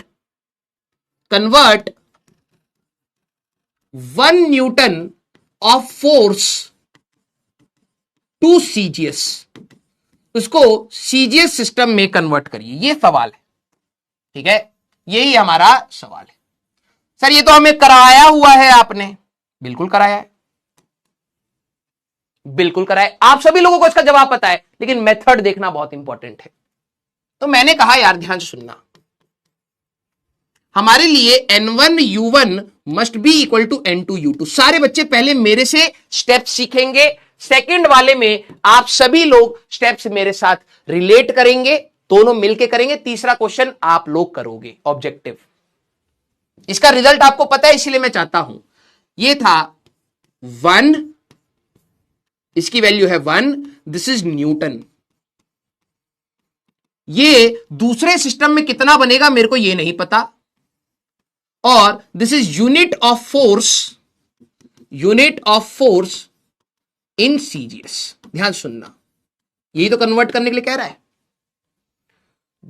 तुम्हें डायमेंशन ऑफ फोर्स पता है, डायमेंशन ऑफ फोर्स आपको पता है बेटा, दैट इज MLT-2। क्योंकि चैट ऑफ है, आपका सारा फोकस मेरे वर्ड पर होना चाहिए। कुछ सोचना, मैं इसको CGS में लिखूं, न्यूटन को जो फोर्स है मैं CGS में लिखूं या MKS में लिखूं, डायमेंशन तो सेम ही रहेगी ना यार, हाँ या ना? सारे बच्चे बस इतना सोच के बताना, क्योंकि ये वाला स्टेप के बाद जब मैं ये लिखूंगा तो कई बच्चों को दिक्कत आएगी, और फिर वो स्टार्टिंग में इरिटेट मत होना, थोड़ी सी प्रैक्टिस करोगे अपने आप समझ आएगा। सवाल मेरा ये है, मैं अगर फोर्स को CGS सिस्टम में लिखूं, FPS सिस्टम में लिखूं या MKS सिस्टम में, कुछ भी लिखूं, यूनिट चेंज होगी, डायमेंशन तो सेम ही रहेगी ना यार। MLT-2 उसका फॉर्मूला मास इंटू एक्सेलरेशन ही तो होगा, है ना भाई। फोर्स का फॉर्मूला तुम्हारे लिए मास इंटू एक्सेलरेशन ही होगा। तुम चाहे इसकी कोई भी यूनिट रख लो, मास की यूनिट तुम केजी में ले लो, इसकी मीटर पर सेकंड स्क्वायर में ले लो, इसको ग्राम में ले लो, सेंटीमीटर पर सेकंड स्क्वायर, यूनिट अलग ले सकते हो, लेकिन फॉर्मूला तो सेम ही रहेगा ना यार, फॉर्मूला तो सेम ही रहेगा। क्या मैं इसको ऐसे लिख सकता हूं, N1 यूनिट्स को मैं लिख रहा हूं M1 L1 T1 की पावर -2। ध्यान से देखना, ये ऐसे आपको स्कूल में करना है, equal to N2 M2 L2 T2 की पावर -2। समझना सर, ये L1 L2 ये सब क्या है? ये पूरा था आपका SI यूनिट सिस्टम, और ये पूरा था आपका CGS। M1 हमारे लिए है mass, unit of mass, unit of mass in SI, ठीक है, इन एसआई। ये क्या है? This is unit of length, unit of length in SI. ये क्या है? Unit of time in SI. 1 newton जो आप लिख रहे थे, न्यूटन को मैंने कैसे लिखा? एमएलटी -2, डायमेंशन तो वही रहेगी ना। यहां पर मास आपका एसआई में केजी होगा, ये मीटर होगा, ये सेकंड का एस की पावर -2 होगा। सारे बच्चे देखना, जिनका टाइम हो गया बेटा सुट से निकल लेना, सुट से। मास यहां क्या होगा? केजी, मीटर और सेकंड होगा। अब मेरे को किसी और सिस्टम में जाना, उसकी वैल्यू नहीं पता है, ये सीजीएस में कन्वर्ट करने के लिए कह रहे थे, तो mass in CGS, this will be gram, this is length in CGS, that is centimetre, and this is time in CGS. यही तो आपको कन्वर्ट करना है, यही तो कन्वर्ट करना था। मुझे N2 चाहिए कि भाई 1 न्यूटन, ये न्यूटन बनाएंगे सारे एसआई यूनिट सिस्टम, ये न्यूटन बनाएगा और ये डायन बनाएगा। हमें N2 की वैल्यू चाहिए थी कि N2 क्या है। 1 newton equal to how many dynes, हमें ये जानना था। सर यूनिट कहां गया? अरे भाई यूनिट ही तो है तुम, अरे यार यूनिट ऑफ फोर्स होता है केजी पगले, मीटर पर सेकंड का स्क्वायर, यही तो होता है। मास, लेंथ और टाइम का स्क्वायर, एस की पावर -2, उसको बस इस फॉर्म में लिखा है मैंने। क्लियर? अब जैसे आप इक्वेट करोगे, जरा ये देखना, N1 M1 L1 की T1 की power -2 is equal to N2 M2 L2 T2 की पावर -2। मुझे N2 चाहिए था, ये तो 1 हो गया, 1 into M1 bye M2 L1 bye L2 T1 bye T2 की power -2 is equal to N2। सारे बच्चे जरा ध्यान से देखना, M1 क्या होगा? केजी, और सेकंड में था gram. Yes, L1 SI unit system में ये मीटर था, ये सेंटीमीटर था, ठीक है। यहां पर सेकंड की power -2 is equal to N2। अगर आप देखें तो यह आ जाएगा 1000 ग्राम बाय ग्राम, या इनटू 100 सेंटीमीटर बाय सेंटीमीटर, और ये तो कट गया, इक्वल टू N2। सारे बच्चे देखना, सेंटीमीटर से सेंटीमीटर, ग्राम से ग्राम, N2 की वैल्यू आपकी आ रही है 10⁵ ये वही है 1 न्यूटन इज इक्वल टू 10⁵ डायन्स, जो हम लोगों ने वहां पर किया था। अब स्कूल में आपको यही करना है, इन स्कूल आपको इसी मेथड से ही सॉल्व करना है। सर 1 कैसे? आपको कन्वर्ट कितना करना था? आपको 1 न्यूटन को, ध्यान से सुनना, 1 न्यूटन को कितने डायन्स में कन्वर्ट करना है? मैग्नीट्यूड 1 है, ये कितने डायन्स बनेगा मेरे को ये चाहिए। तो न्यूटन को MLT -2, न्यूटन एसआई यूनिट था तो 1 1 1 एक सिस्टम ये मान लिया रहेगा, तो फोर्स ही MLT -2, सेकंड सीजीएस सिस्टम 2 2 2 मान लिया, उठा करके यहां रखा। M1 क्या था? Unit of mass in SI KG. M2 क्या था? Unit of mass in CGS gram. रख के सॉल्व करा, आंसर आ गया। क्लियर? अब जिनको डायन्स की दिक्कत आ रही है, दैट मीन्स आपने पीछे पढ़ा ही नहीं है, बैकलॉग है आपका। हाँ सर -2 एक्सप्लेन, -2 क्या? ये तो कट गया भाई। एमके सिस्टम में भी टाइम सेकंड में होता है, सीजीएस में भी टाइम सेकंड में होता है, गया, निपट गया। सर डाइन कैसे हुआ? देखो ये प्रूफ है, ये प्रूफ है। बच्चे बीच में से क्लास ज्वाइन करना चाह रहे हैं क्योंकि उनको अब डर है कि दूसरे आगे निकल गए। बेटा तू बीच से भी क्लास अटेंड करेगा ना, तब भी वो बच्चे जो पहले से पढ़ रहा है उसको तू पीछे नहीं कर पा रहा है क्योंकि वो तेरे से आगे है। ठीक है सारे बच्चे? एक बच्चे ने पूछा टी की पावर -2 कैसे हो गई, ये किसको डाउट आ रहा है भाई? डायमेंशन ऑफ फोर्स कितना होता है? MLT -2 होता है गधे। तो वही चीज तो यहां लिखी हुई है मैंने। हाँ, यस, क्लियर। हमें 1 न्यूटन को ही तो कन्वर्ट करना था, तो N1 की वैल्यू 1 ही तो रखेगा। 5 न्यूटन को कन्वर्ट करना होता तो यहां 5 रखता तू। समझ यार कैसी बात कर रहा है सारे बच्चे। What is the value of, ये अब आप सारे बच्चे ट्राई करके आएंगे, ठीक है, और इसके आंसर आपको पता है तो आप वेरीफाई करके आएंगे। अगली क्लास में मैं सॉल्व करूंगा, ठीक है। What is the value of 1 joules of work, ठीक है, 2 जूल्स ऑफ वर्क कर देता हूं भाई साहब, नहीं तो 4 joules of work in CGS unit system. एक सवाल आप ये लगाएंगे, ठीक है, एक सवाल आप ये वाला लगाएंगे जो हम लोगों ने करा हुआ है, बेसिक से करा है, ये वाला आपको आंसर पता है, नोट्स खोलिएगा आपको आंसर मिलेगा। और एक सवाल आप ये वाला लगाएंगे। इन सबको हम लोगों ने क्लास में डिस्कस किया है, तो यू नो द आंसर्स।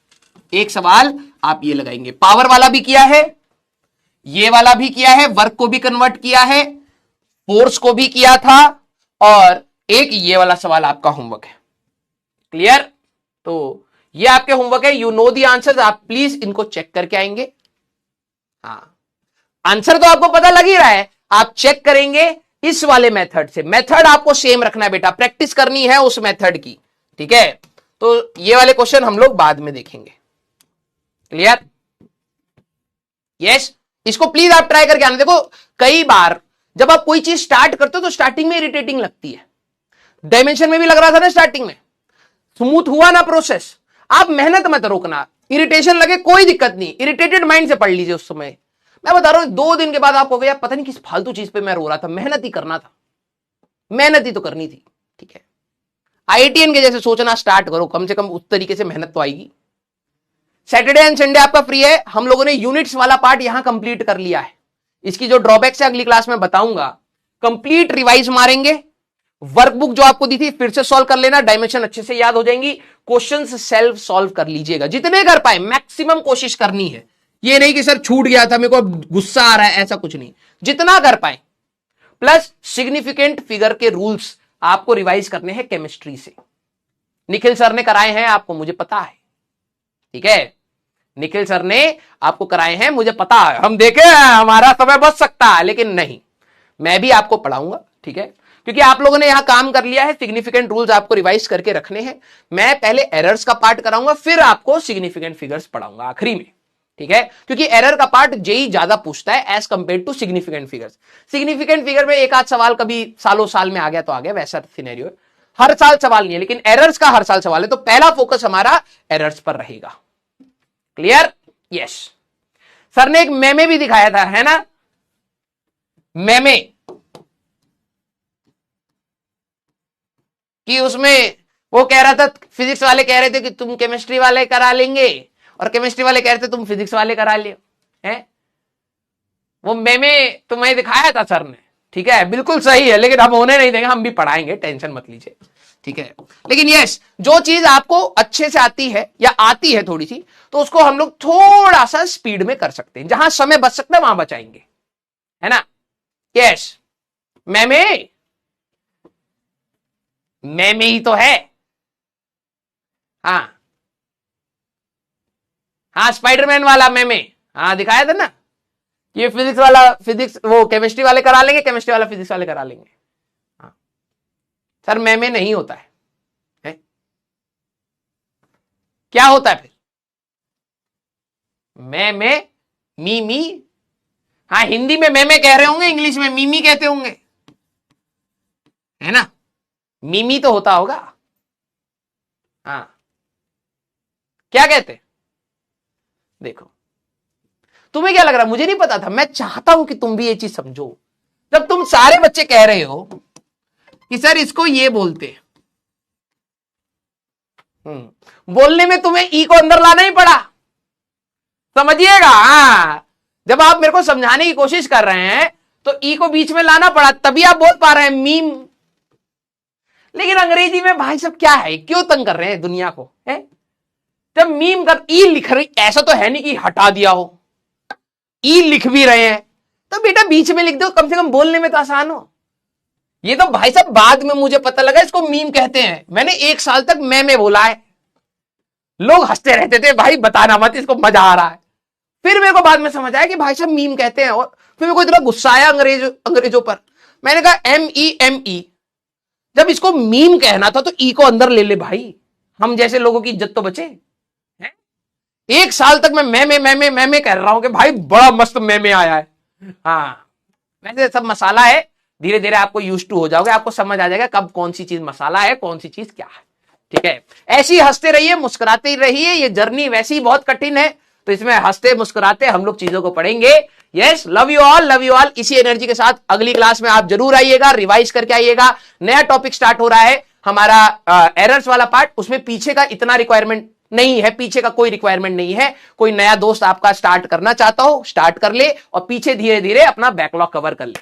ठीक है, तो फिर अपन लोग मिलेंगे बेटा नेक्स्ट क्लास में। Till then tata bye bye, take care, पढ़ते रहिए, मचाते रहिए।